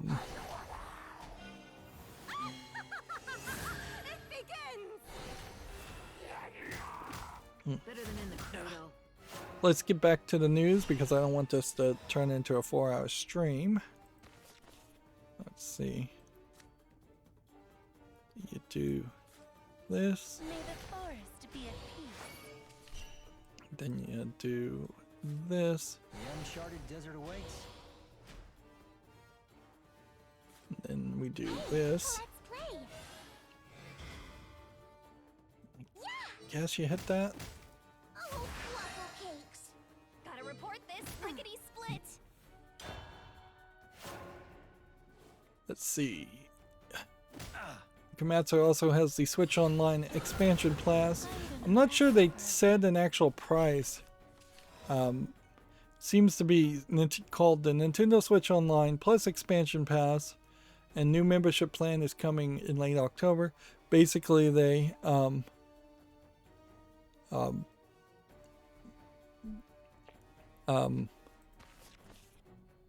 they're maybe they were coming from the perspective that you were only going to buy 1 year of the Nintendo Online plan, and now is the upsell to a different plan. Let's play. That seems to be their choice.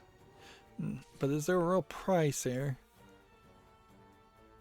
Today is your lucky day, my friend. EU says here in Catalonia there have been 2 rappers arrested for saying the king is corrupt.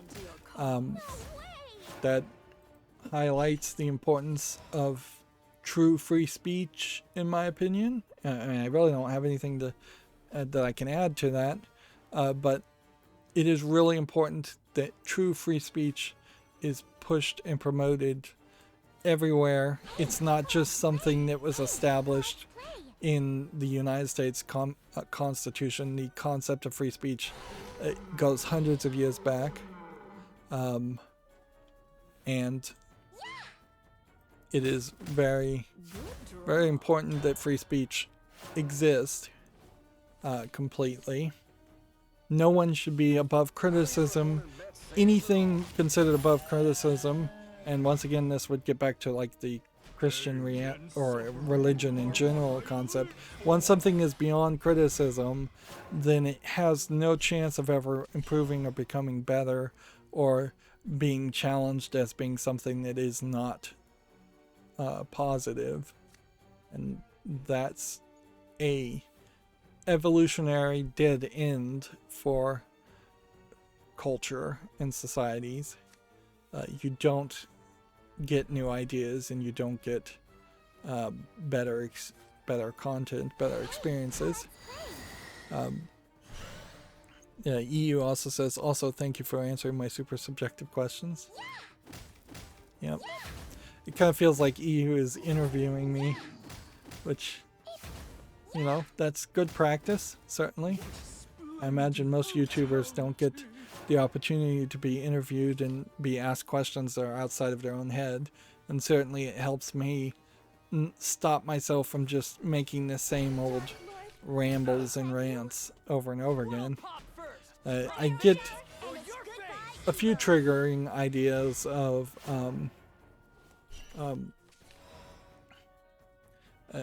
based on whatever new news is out, but mostly around focusing around video game news. There's very little new conversations to be had. I'm sorry too, man. Let's see. Moving on, Komatsu says Mario Party Superstars reveals the returning boards Woody Woods, and Yoshi's Tropical Island, and Horrorland due out October 29th. Vows, promises. Which I guess this is a new Mario Party game compared to a previous Mario Party game. Arguably, I would say, though, you probably only need one Mario Party game in your life for the Switch, and that's good enough.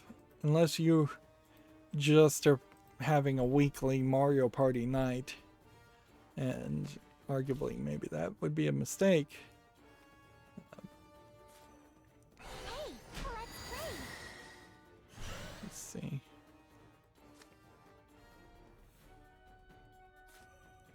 Hey, let's play. The hunt has only begun.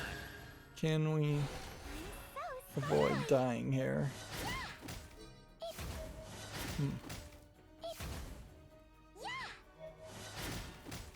It was all for sport.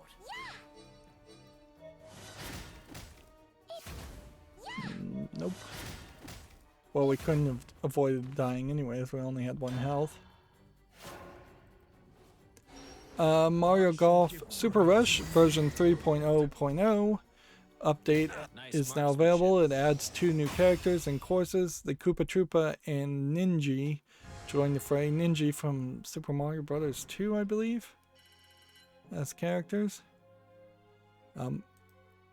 It's kind of funny, like Nintendo is going in both directions at once, in that it is giving free updates for games, maybe because they weren't really finished because of the pandemic, but then kind of asking for more money for the online service. So it doesn't really feel like there is a consistent strategy in their mind, which maybe is for the better, as far as whether they want to try and get people to pay or not. Gamatsu has the Metroid Dread Sounds of Dread trailer, which this is a different kind of monster compared to the robot monster. But I don't know what really Metroid Dread could show me that would make me feel any different about the game. It really just looks like it is more of a mobile Game Boy Advanced Metroid game compared to Metroid Prime, and it just feels like that's always going to be the case. It's not going to break into a 3D open world environment. Animal Crossing New Horizons Direct set for October, so I guess in October they'll announce more from Animal Crossing, according to Gamatsu.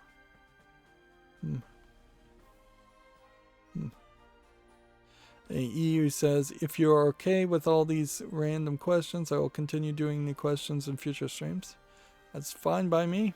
Yep, if you want to do it. Like, it definitely helps my YouTube channel. I've definitely noticed that the more comments on the chat have encouraged more people to watch my live streams, and I am getting a few more views than what I was before. I really wish I could figure out a way to get a whole bunch more subscriptions, subscribers, but yeah, that seems to be a harder push to try and pull off. Moving on, Gamatsu says Hyrule Warriors Age of Calamity expansion pass DLC Wave 2 launches October 29th. It's important to remember, even though you're seeing a bunch of Zelda stuff here, that the Hyrule Warriors game is a Warriors game first and foremost, so you're running around beating a whole bunch of enemies, not playing a standard Zelda experience. A new playable character duo, new stages, and new story sequences. It's kind of weird to add new story to a Warriors game. The uncharted desert awaits. This was kind of an interesting, outstanding thing. The game Disney Magical World 2 Enhanced Edition has been announced for Switch. This is a 3DS sequel, enhanced and remastered. It is, I think, probably just mini games. You make your own character, you wander around Disney World, and then you go into, I think, portals, because there was a game like this before, and you go into these portals, and then that takes you to a mini game themed around one of the Disney characters. Yep. It definitely feels more like you're playing as little me's than hyper-realistic imagery. We need games like this certainly for younger kids. So it's nice to see these come out, but more often than not, these games kind of suck. And I guess there's 3,000 items to collect and costumes, and so there's maybe more of a gotcha element to it than anything else, or Animal Crossing like element to it. A Disney Animal Crossing is not a terrible thought, honestly, trying to collect items. And for kids who are interested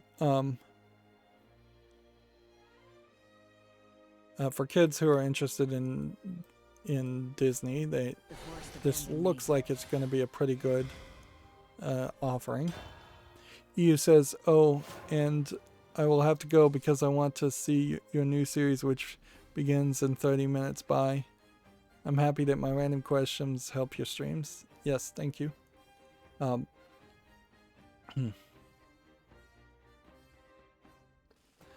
Why do I have a new series that's airing in 30 minutes? Oh, I guess that is when it would air, wouldn't it? I serve in hopes of a better tomorrow. Yep.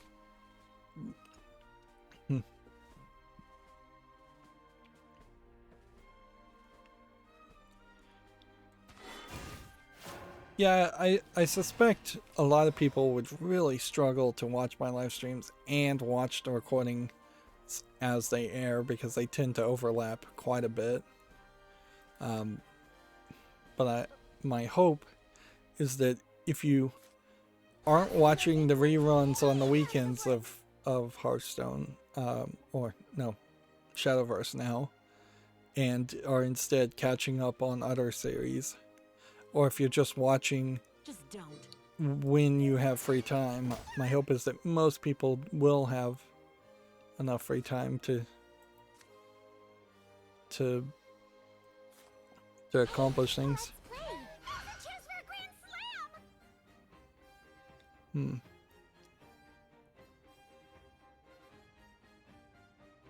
Yeah, EU says, "P.S. I forgot to put an also in the last question." Yeah, that's all right. Yeah, I can figure out most people's what they're trying to type. It doesn't have to be perfect.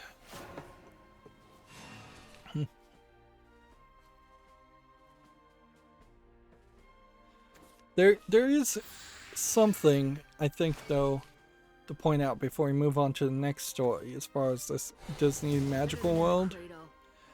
It is really kind of dropping the ball on new content. Because you have Snow White, which is a very old Disney character, Snow White and the Seven Dwarfs. You have Donald Duck, Daisy, and maybe someone else, and Goofy, which is pretty old. You have, what is this? Alice in Wonderland. And then you have the Peter Pan, which is pretty old. And then you have Winnie the Pooh and Tiger, which is pretty old. And The Little Mermaid is pretty old. And then you have Minnie and Mickey, which are pretty old. And then the only ones you have new are Lilo and Stitch, which you could easily not even realize that this is Stitch from Lilo and Stitch, and Frozen. So you're missing a decent amount of Disney characters that are not being shown and promoted at all. And I would generally have liked to see that. Seen more characters promised in the first place. And I don't mean they don't have to be crazy out there characters that people have never heard of, but it would be nice to have a few more characters.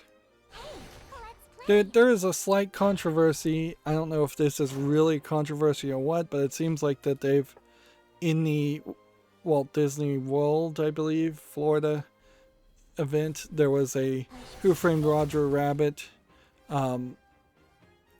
ride, and in part of the ride there was Jessica Rabbit tied up and kidnapped in the back of a chair, and Jessica Rabbit, being the very pretty, very large-chested lady that she is, always had a bit of sex appeal to her, and that figure has that statue or whatever has just been removed from the back of the hood. Now, arguably, maybe they could make the argument they're removing it because they didn't want to show a woman getting kidnapped, which is still SJW, a little woke for no reason, because it's been fine up until this point. There haven't been any complaints. They could also argue that maybe they are just repairing it and then it's going to just appear back where it was. But the fear is that this is just another case of Disney censoring things, which Disney is doing a lot of that, it seems like.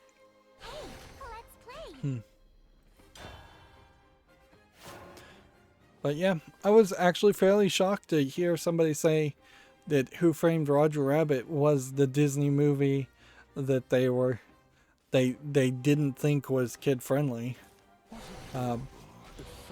Out of all the Disney movies.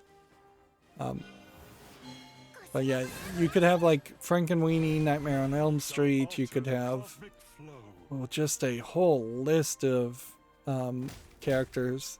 Tinkerbell certainly could have her own focus. This could be a lot more characters.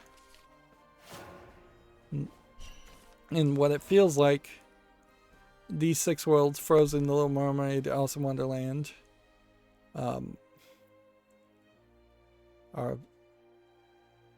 says there's going to be 100 characters, so it seems like you may run into a lot of the other characters. They're just not going to have specific worlds around them. And there is a question as to how many mini games are in those different worlds.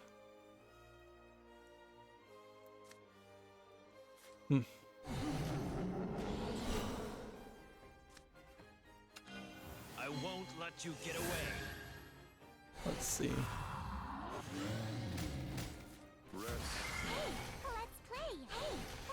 I don't want to see Disney products in particular be low effort products. I want to see Disney products really polished and help elevate the brand of Disney. Or arguably, maybe not. Maybe I just want to see Disney fail miserably and be broken up as a monopoly as it is. That would make me happy too. But it doesn't help little kids to be dissatisfied with Disney, because there is room there for good quality entertainment, and I would like to see kids be entertained versus spitefully wishing that Disney falls apart, or have kids watch Disney Plus but really only watch it for Star Wars and The Mandalorian and not have any care for any of the older content.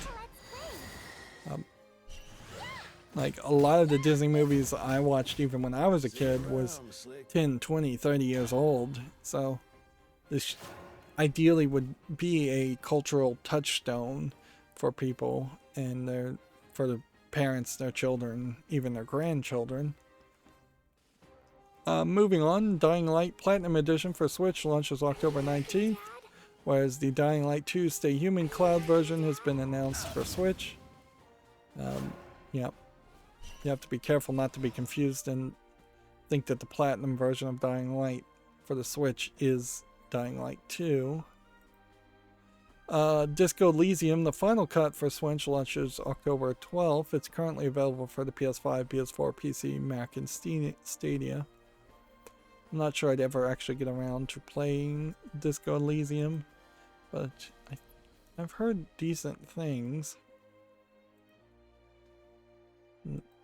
More of the turn-based gameplay mechanics is kind of the problem with Disco Elysium, and something being called the Final Cut definitely helps make me feel secure in purchasing a game. Arrows of purging! Asteroid Jaeger! Okay.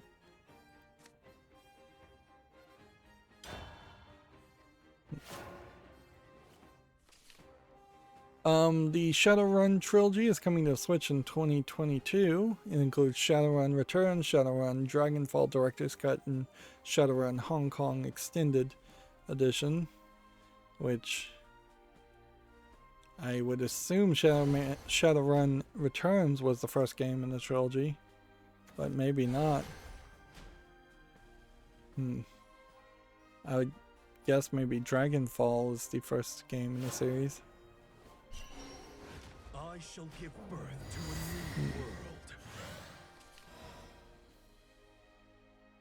a new world. Yeah, it kind of feels like this trilogy is excluding the first game in the series, which is weird. This is where I truly shine. Okay. Mankind's hatred is a curse. I'll strike true! The mortal plane.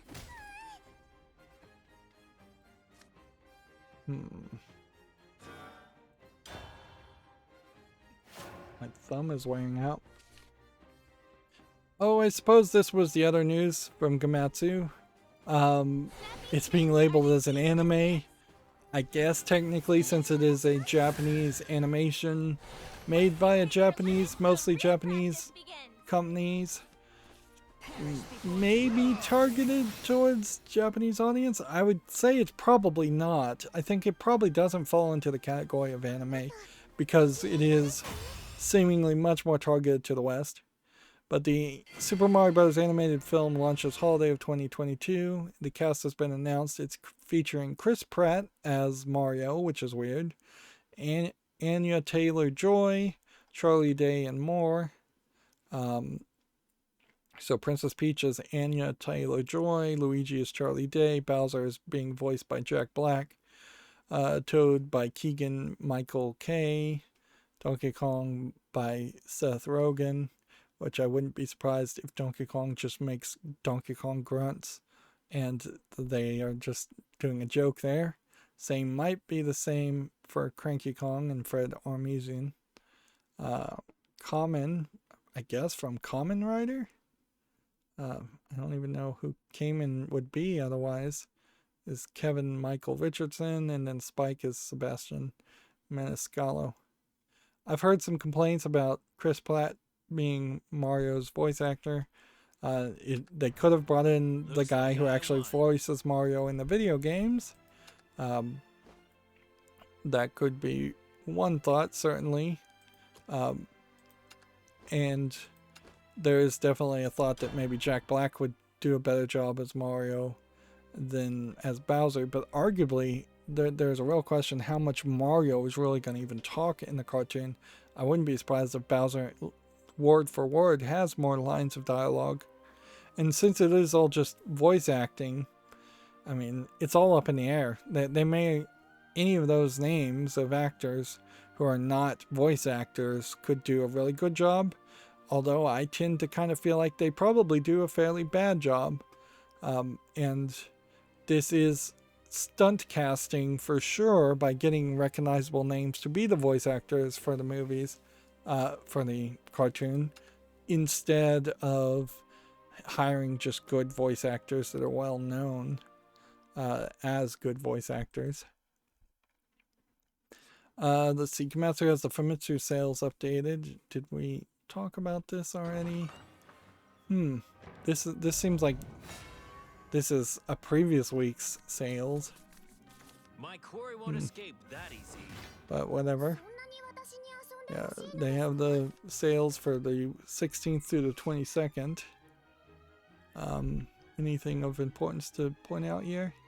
Ghost of Tsushima's Director's Cut, PS5 and PS4 version. made the top 10, and then there's nothing else new. And a decent amount of Switch and Lite sales. Yeah, 62,000 Switches sold. There must have been a sale or a lot in stock or something, compared to 10,000, like 6 times as many sales for the PS5. And the Xbox Series X and S also going up in numbers seemingly whenever the Switch sells a lot. So it's rising the tide, whereas PlayStation 4 barely sold 943, and PlayStation 5 is not doing great. Yeah, any large number that the Xbox has is progress, but it may be 10 years before Xboxes start to really be a viable option to play and purchase in Japan. Let's see. It's almost maybe a whole generation difference. Unless Microsoft really does something great. Microsoft is hinting that they may work with or acquire some Japanese companies, and that might change things quite a bit. See, the Playism Show Premium Edition has been postponed. A new date is still to be decided. It was going to be September 25th. I don't get the idea of it being a premium edition of a like Nintendo Direct type presentation, but whatever. We already talked about Perfect Dark Crystal Dynamics were to collaborate with the initiative on development. So the initiative was, I assume, the people working on Perfect Dark up until this point, and they've probably not done anything very productive in their development, and now they're being forced to work with Crystal Dynamics to actually get the product finished. Fist Forged and Shadow Torch for PC launches in October, which I feel like that had already been announced.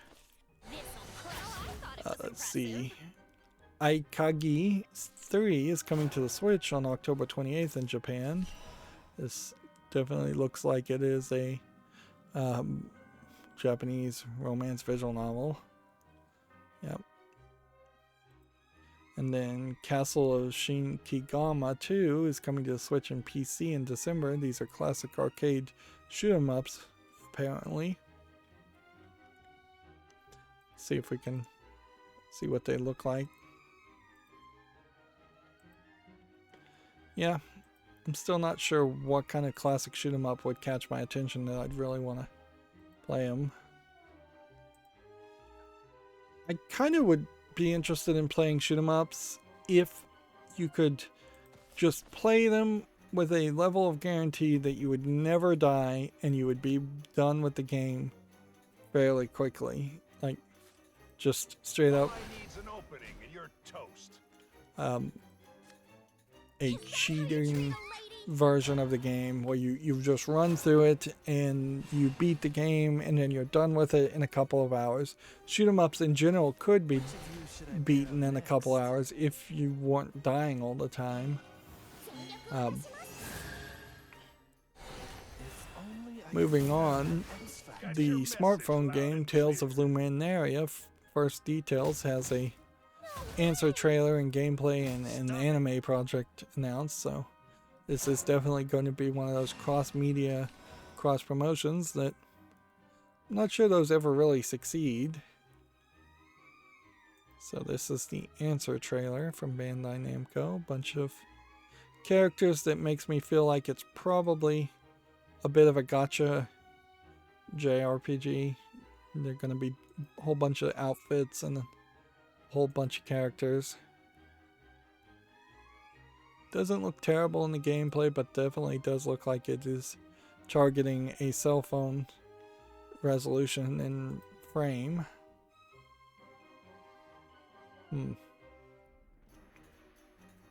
There's more here to check out if you're interested. I'll just leave it at that.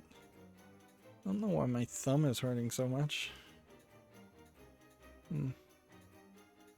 Probably because I've of using a wrench a couple days ago, which I do need to get back to working on that some more.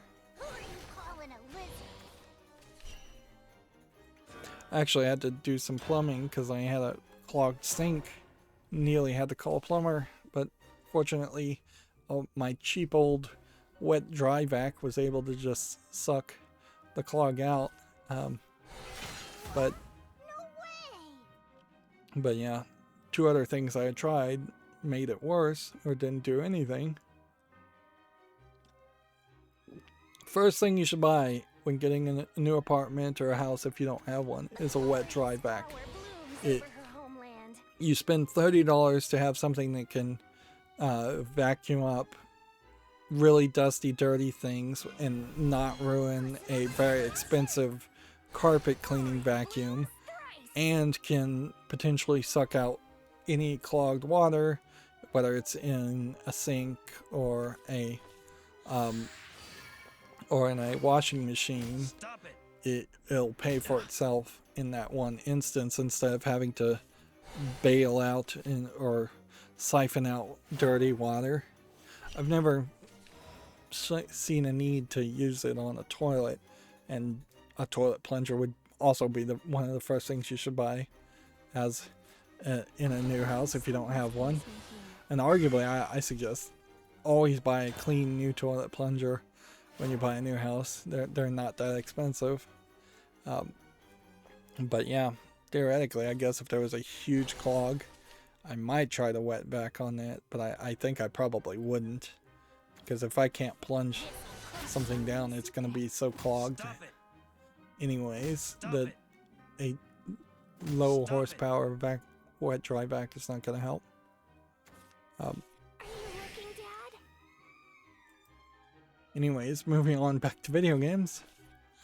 Asatsugutori system trailer for the PS4 and Switch, according to Gamatsu. This looks like... Is this the one where they wake up and they're like connected to a machine? They're probably clones. And it's like a mystery. And then you're wandering around kind of an abandoned environment. I think we've seen this game before. Yeah, it's a mystery. This could be interesting in that it might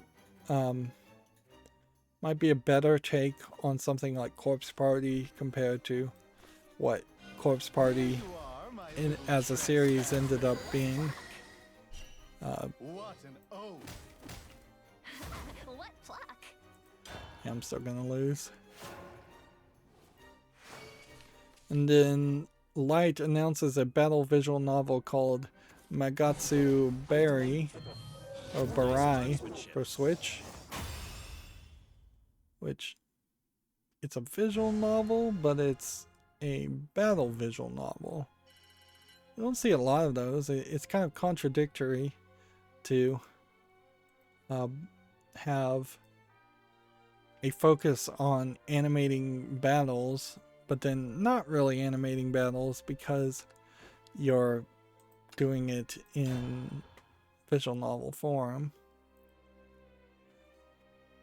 A game for PC called Inscription launches October 19th. This is the developer of Pony Island, so this is a card-based Odyssey game. Should probably put that on the fall list. There is a question, I suppose, also as far as did I ever buy Pony Island? There's a game called Hex, the Hex here, that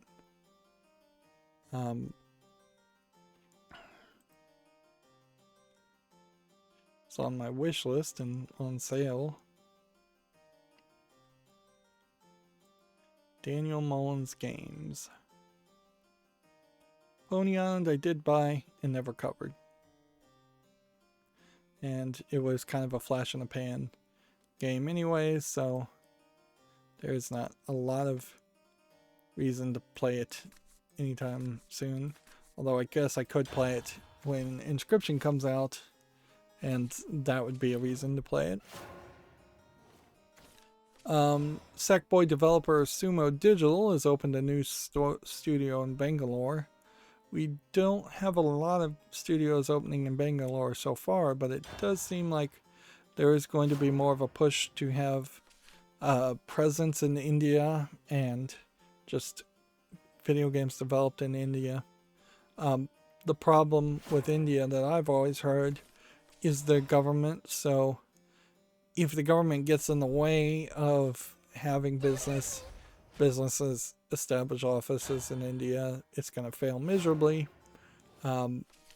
Otherwise, if they help it actually happen, there's a chance for success there. Of course, there's a wide difference, it seems, in the quality of life and the level of education amongst Indians, depending on what part of the country they're from or they're living in. And it's a little weird to have that level of disparagement, but heck, the United States has trillionaires, if not billionaires, and then absolutely dirt poor people. So it's not totally uncommon. Alright, we have a few games on Steam that I want to close, and then we'll call it a day. Here was one called Neron, the Blade of Nature, which is a very simplistic Japanese name. This is free. Is this a student project? Doesn't seem like it, and it's English only, so I'll just say check this out. It's probably not much of anything, maybe just a simplistic vertical slice or maybe even an asset flip game, but it doesn't look terrible. Here we have one, Nico and the Cubic Curse, which Nico is spelled N-I-K-O, not N-E-K-O for the Japanese word of cat, which we see more of the other spelling than this one. This is $9.99, English, allegedly full audio, nothing there of interest. Let's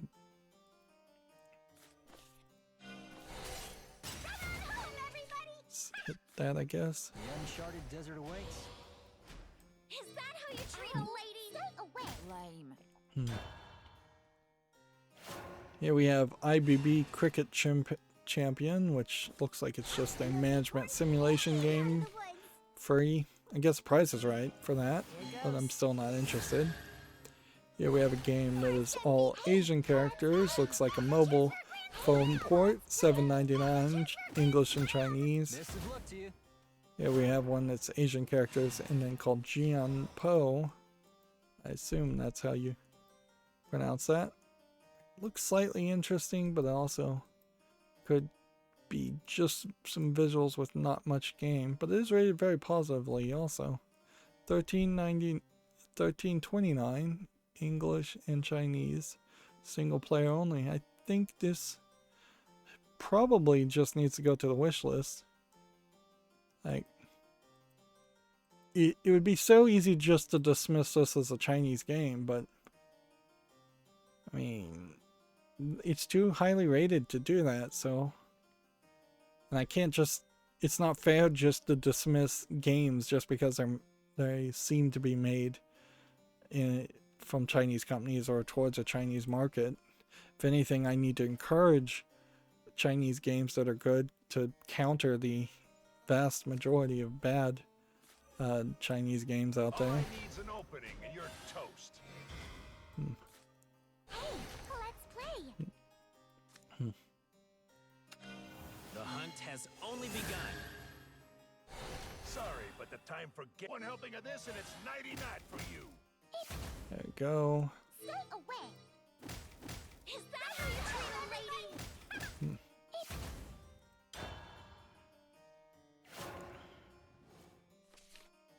Let's see. Next we have a game that's all Asian characters. It looks like it's a Chinese visual novel. Doesn't look terrible, but doesn't look like it probably supports English. $6.99, Chinese only. Touch sensors activated. Here we have a game called Listen to the Wind, which looks to be more of a side-scrolling hack and slash game. Maybe Chinese. Kind of feels like Karateka. Rated very positive, but unfortunately doesn't support English.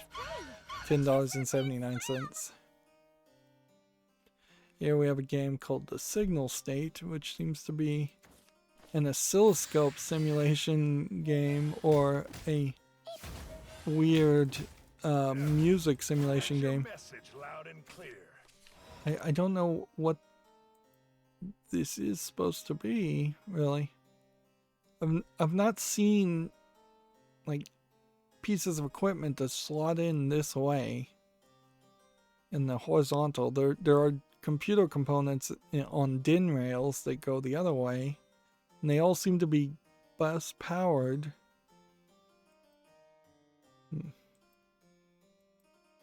Complex puzzles from some kind of technology that's either made up or I'm just completely unfamiliar with. Interesting. $19.99, whole bunch of languages. I'm gonna put that on the follow list. We definitely see at the bottom here there's a waveform output oscilloscope type device. So Don't hurt me. Hey, let's play. know that much is right. Is that how you treat a lady? Hmm. Hey, let's play. Yeah. Hmm.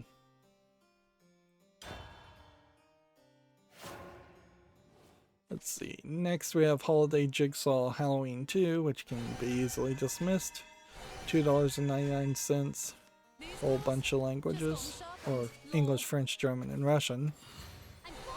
Here we have The Plane Effect, which is one we've seen a couple times before, and we were waiting for it to come out. And I think we probably just need to put it on the follow list, though. $13.49. Bunch of languages. This could be an interesting story, or it could just be kind of a boring point-and-click adventure, which is what I would suspect it is.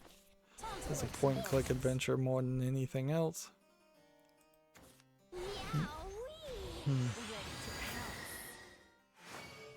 Here we have a game on Steam called DKLS, which says it's a point-and-click adventure game. Might not be in English. Feels a little rough in the graphics. It's free to play. Nice marksmanship. English only. Interesting. Well, then why is it in Spanish? That feels dishonest to have screenshots where the character is in Spanish. Plus, I feel like this guy previously had made a game that was Spanish only. So he made a prologue of the game. This is not the guy I was thinking of. Now he's got the full game.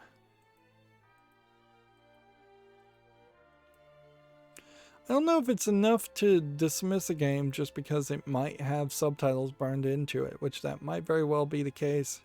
Is that this is just straight up an English game where they have burnt in subtitles, which I've never seen that done in a video game before. Not at a heavy level. That also feels like a very low effort logo and a very low effort name. Let's see, I'm just gonna go home here. I don't think we're gonna win anymore today, which, okay, I kind of don't care anymore. I guess when the Pokemon card game comes out, I'm gonna have to do at least one stream and just hope that doesn't lead to major copyright strike type stuff. It probably wouldn't. It would probably just lead to a content ID claim. But yeah, I think I just have to experiment with it day one in the beta if there isn't some specific rule that comes out and explains it better.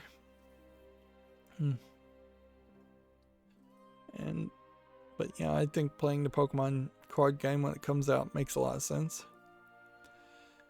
Here we have a game on Steam called Badlands Racer, which doesn't look like much of anything, just a infinite racer, and there are better looking versions of games like this already on Steam.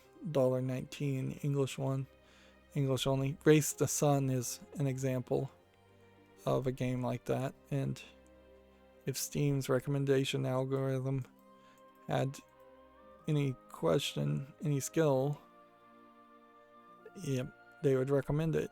Yeah, this 2013 game, Race the Sun, was actually recommended. I'm surprised. Here we have visual novel Sisters, which looks like it's just a very low effort visual novel. And I don't think there's anything else more worth saying. $1.69. Bunch of languages. Here we have one called Kai World, which looks very visually ugly. 99 cents, English only. Here we have Wire Walk and then some symbols, which is apparently a dungeon crawler. Looks very much like a Game Boy inspired game.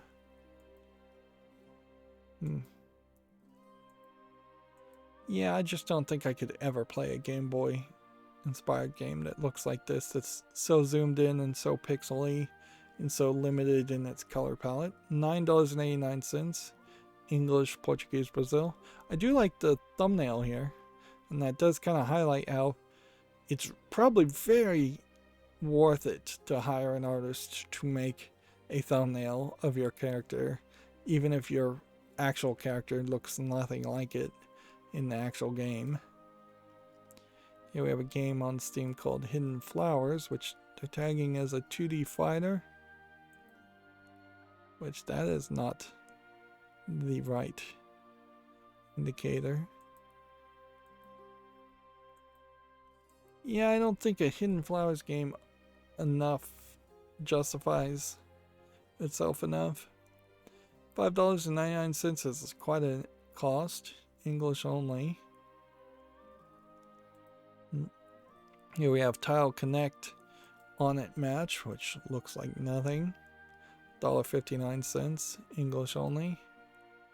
Here we have Diamond Hands to the Moon, which is obviously just a troll meme game that doesn't even seem to have anything to do with Wall Street Bets, even. Where that phrase comes from. $7.99. Whole bunch of languages, allegedly full audio English. Here's Sable. And see, here's the problem here. I just saw a review of Sable and it said it wasn't that good. 85% of Steam users are rating it positively. So I can't trust Video Game Chronicles review as much as I can't trust any of the mainstream video game journalists reviewers, because their one opinion gets drowned out by 101 other people. $24.99, English only. This has to go on the wish list. It meets every metric. And frankly, even if this was a slightly frustrating game, it wouldn't be a terrible game from the looks of it, I would assume, to review, even if my review came out mediocre. I'm mostly just trying to avoid playing awful games like Bunny's Buddy here. And just incredibly pointless to even think about covering games. $9.99, English only. No to that. Here we have Fluffy's Adventure, which looks like it is a very visually polished side-scrolling shooter. There's definitely a question with this cutesy art style. Is this more kid-friendly in its challenge, or is this like a hard as nails side-scrolling shooter? It also seems like there are other times when you're not in the spaceship doing side-scrolling shooting and you're sometimes doing other things, platforming or playing on the ground. $9.79. Now it feels a little weird here that the developer is doing cosplay to announce their game. English only. Like, there's a potential danger here that this game gets simped, for lack of a better term, because the quote-unquote developer, I'm not even sure that really is the developer, you never really would know for any game, is just doing like cosplay or catching an audience's attention because of that. But also, that's pretty much just a conspiracy theory at this point. So this definitely does deserve to be on the follow list for the level of quality of the actual content being shown. Here we have a game called Cubicus, which looks like it's just a physics game. Doesn't feel like there's much there. $1.19 English and Russian. Here we have Cosmo Lackey Space and Beyond, which I think Laika may have been one of the first animals in space. Some kind of stamp collection game, though. It's being labeled as like a clicker.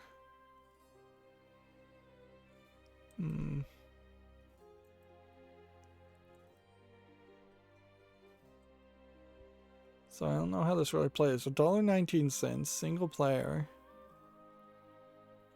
I'm going to put this on the follow list. There might be something to this. It might be educational at a certain level. Here we have Westwood Shadows Prologue, which, if it's prologue, I don't really need to pay any attention to it.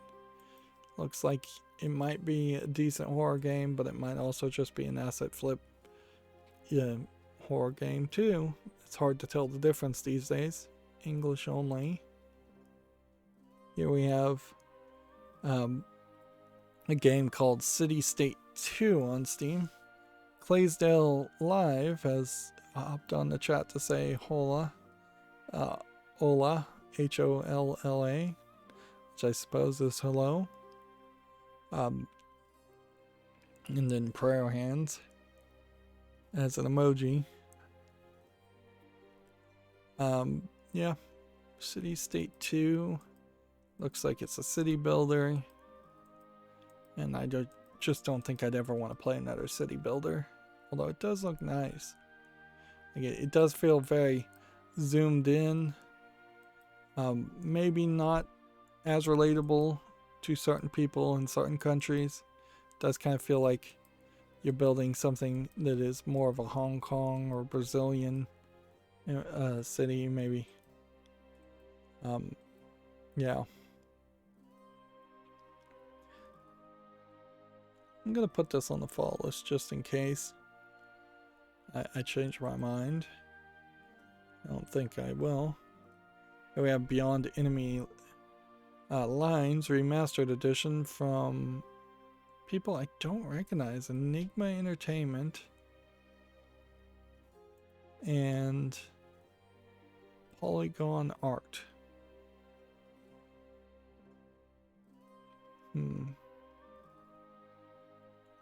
So this might be a more niche military first-person shooter game. And I think probably for my taste, since I don't really like playing a lot of these military first-person shooting games anyways, I would probably just say no to this. It's not relevant enough in my mind because I don't recognize a series called Beyond Enemy Lines. It's English full audio. It's $17.99. It might very well be decent for people who love these games, but I think if I was going to do anything, I'd have to play a Brothers in Arms or Call of Duty game series instead. Let's see.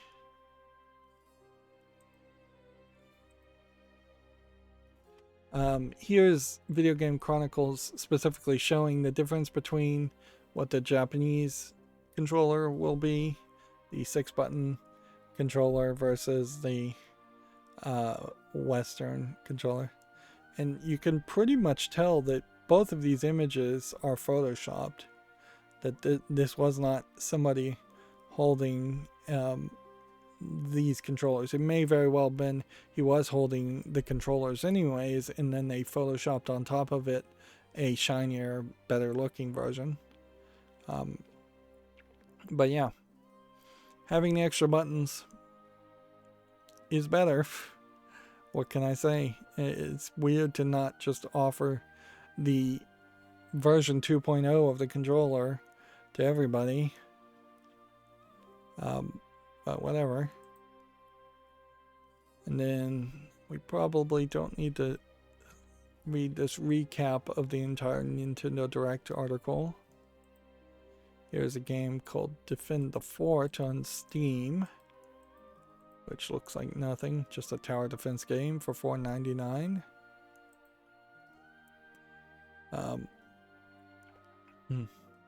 Chris Pratt says he's been working hard at it as far as the Mario thing. Voice. There isn't a terrible thought, in my opinion, to the idea of Chris Pratt being the new voice actor for Mario, because let's face it, the original voice actor for Mario is well into his 60s or 70s. He needs a replacement. Having a famous actor be the voice of Mario in video games and all media could work fairly well.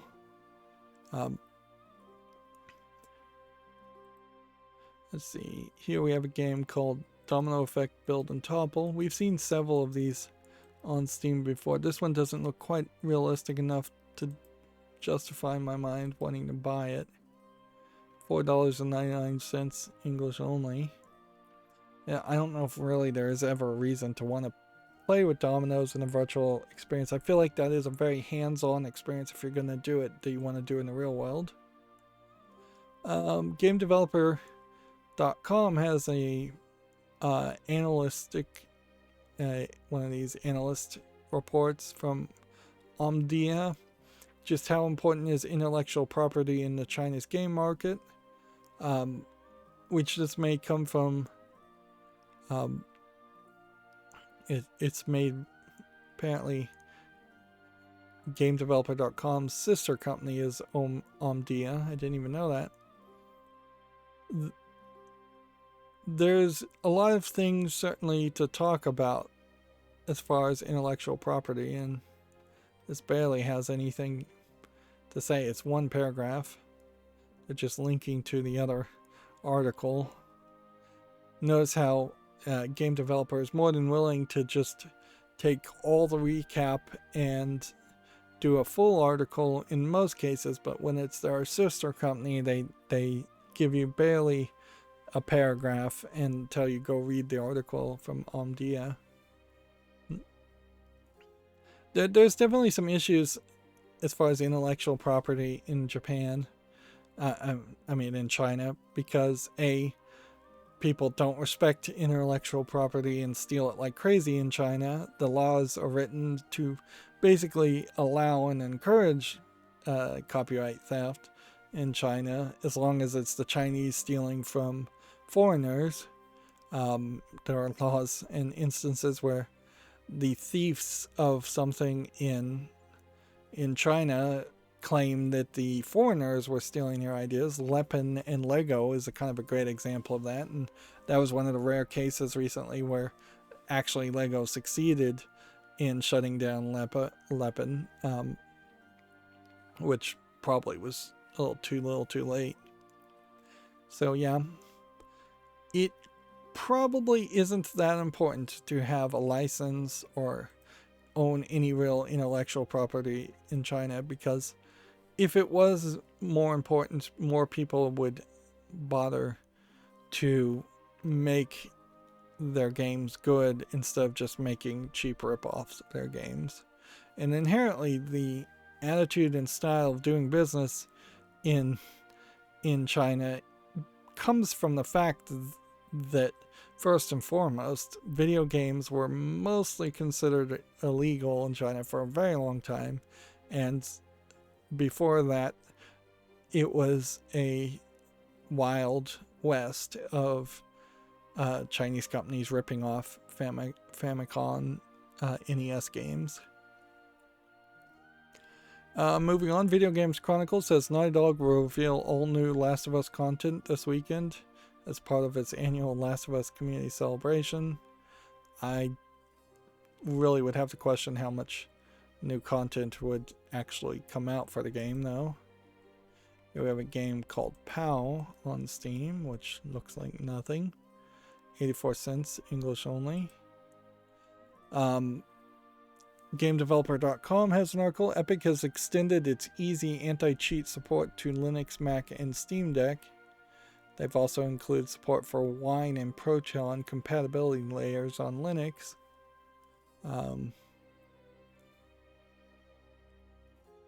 I don't know how many people other than Fortnite, though, are using easy anti-cheat support. Here we have a game on Steam called My Eyes, and it looks like it is a way too bright neon game that would kill my eyes. $8.49, English, German, Spanish, Latin Americas, and Swedish. That's an odd combination of things.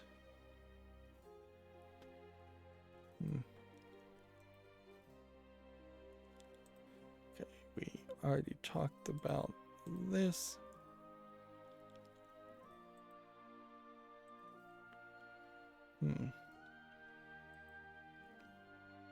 We already talked about that.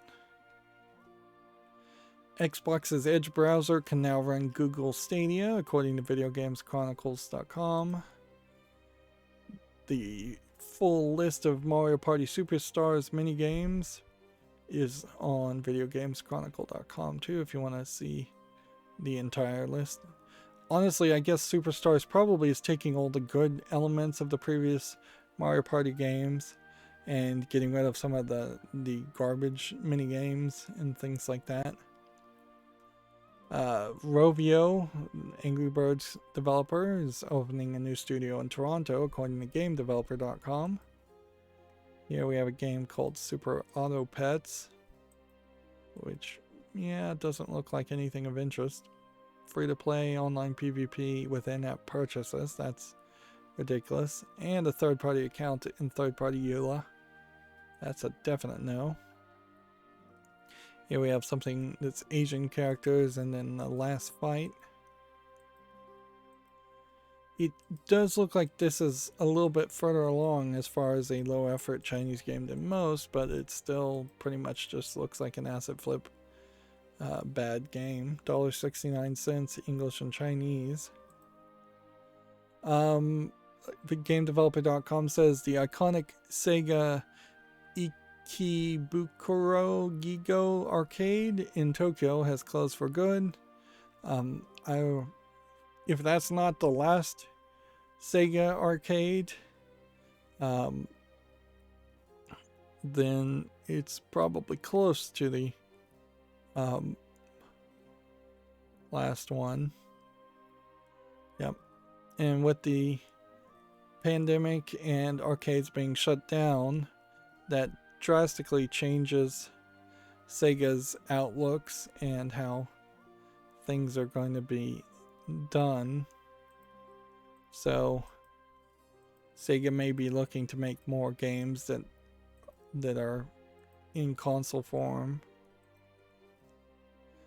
Here we have a game on Steam that's just Asian characters, and honestly it looks like it is mostly a sex game from the looks of it. Every single pose seems to be somebody grabbing on themselves or nearly falling over onto them.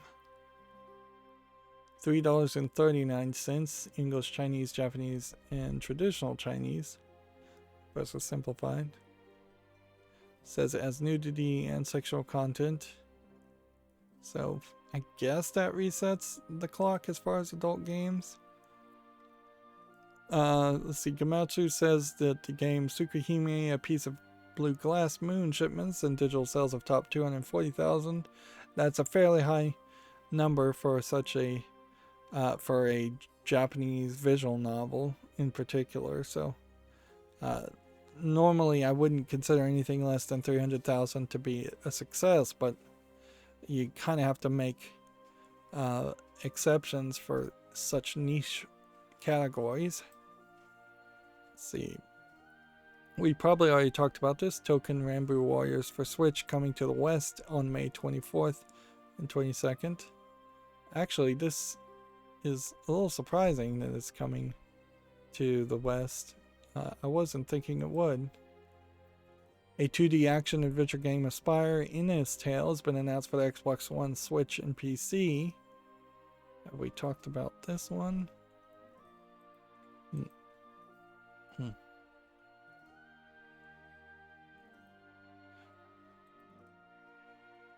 Nope, this looks like a different game. Looks like it's a platforming game, maybe with not a lot of fighting going on, so hopefully the platforming and the puzzling can make up for that. Let's see, here we have Dagon by H.P. Lovecraft, which is kind of crazy to make a game and say it's by somebody who's dead, even if it's inspired by somebody previous stories. Free, but then there's DLC for extras, and then there's a free DLC, it seems like, here. I guess you put this on the follow list. If people actually cover this and think this is a good representation of H.P. Lovecraft's story, that'd be great. Because honestly, I don't want to read H.P. Lovecraft, and I would much prefer it be told to me through someone else's interpretation in a video game form, in an audio-visual form of some sort. I wouldn't mind watching a movie based on that concept also. Let's see. Gamatsu says Suicide Squad killed the Justice League. Key artwork and new content are going to debut at the DC Fandom on October 16th. I had forgotten this game had even been announced, and then it is kind of questionable whether Suicide Squad here is connected to the most recent Suicide Squad movie or something else. And then we have a GameDeveloper.com article here.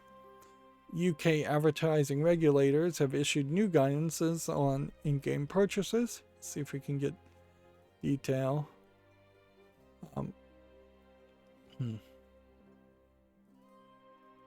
Seems like it's probably a little too detailed. Let's see.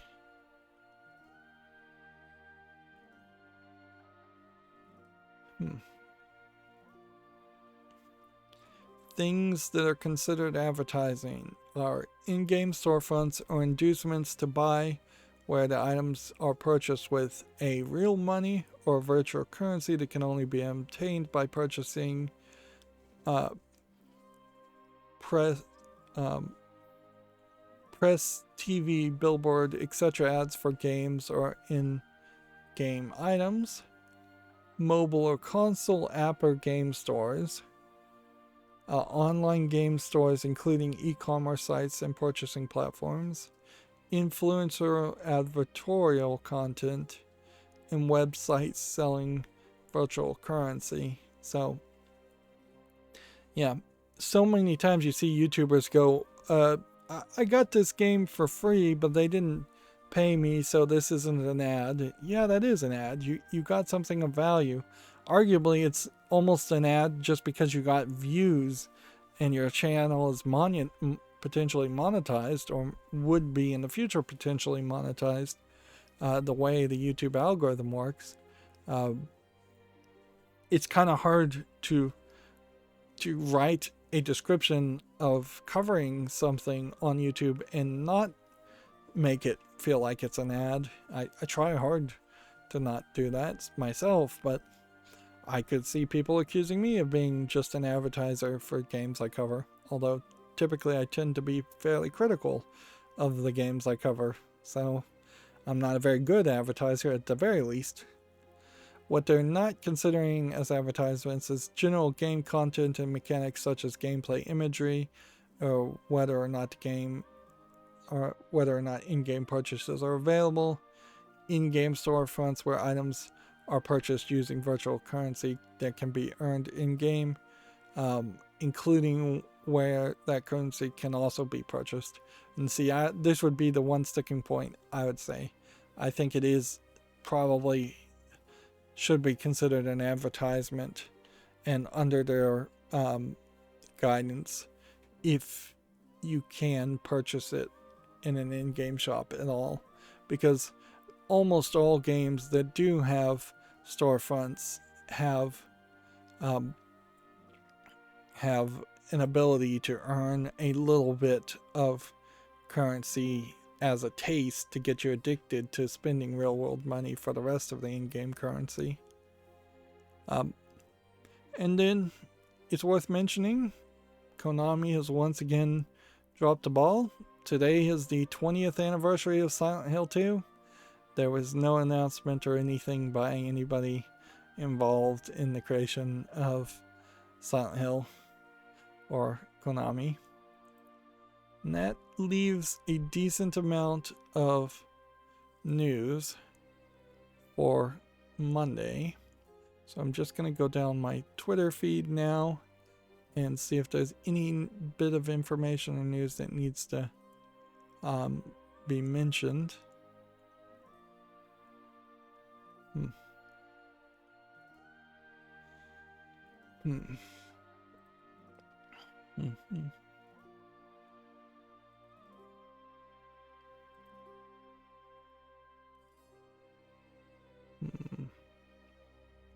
And more than likely there won't be any news.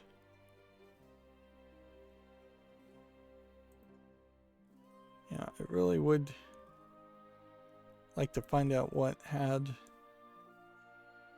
I've done to my thumb to overextend it.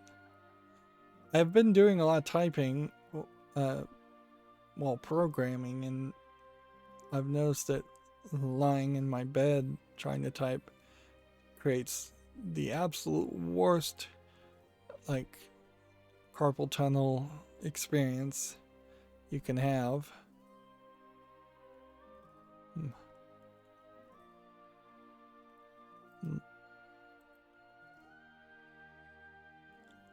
So yeah, if I was gonna do a lot of that, I probably should find a better system.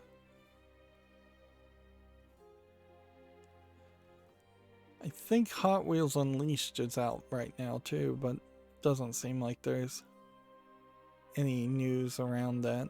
Just that the game has maybe come out, maybe it's in early access or something.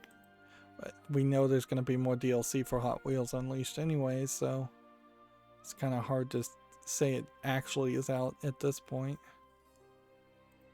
Versus a couple months from now when there will just be more content out.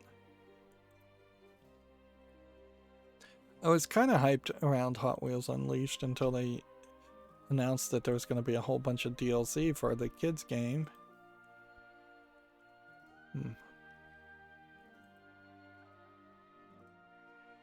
And then I lost interest.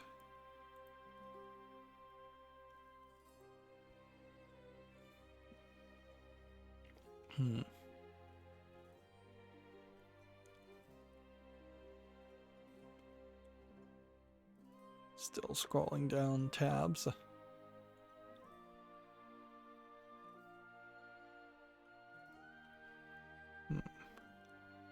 Two more feeds to check, and there probably isn't anything new.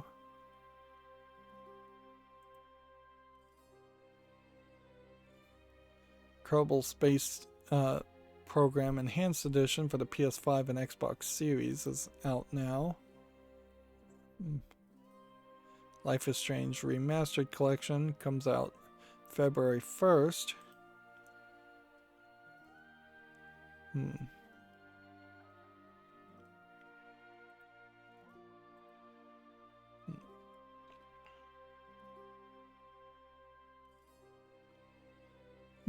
Okay. Well, that's all the news there is to talk about. As always, I ask you to like, share, subscribe, comment, and watch every second of my videos because that helps me with YouTube. If you want a friend to follow me on any social media sites, there's a bunch of links down below. And if you want to support me further, I've fixed my Patreon, so now people can actually click the Patreon link and support me. And You can friend me on Steam and gift me a game off my wish list if you want to do that instead. Thank you for watching. Have a good evening.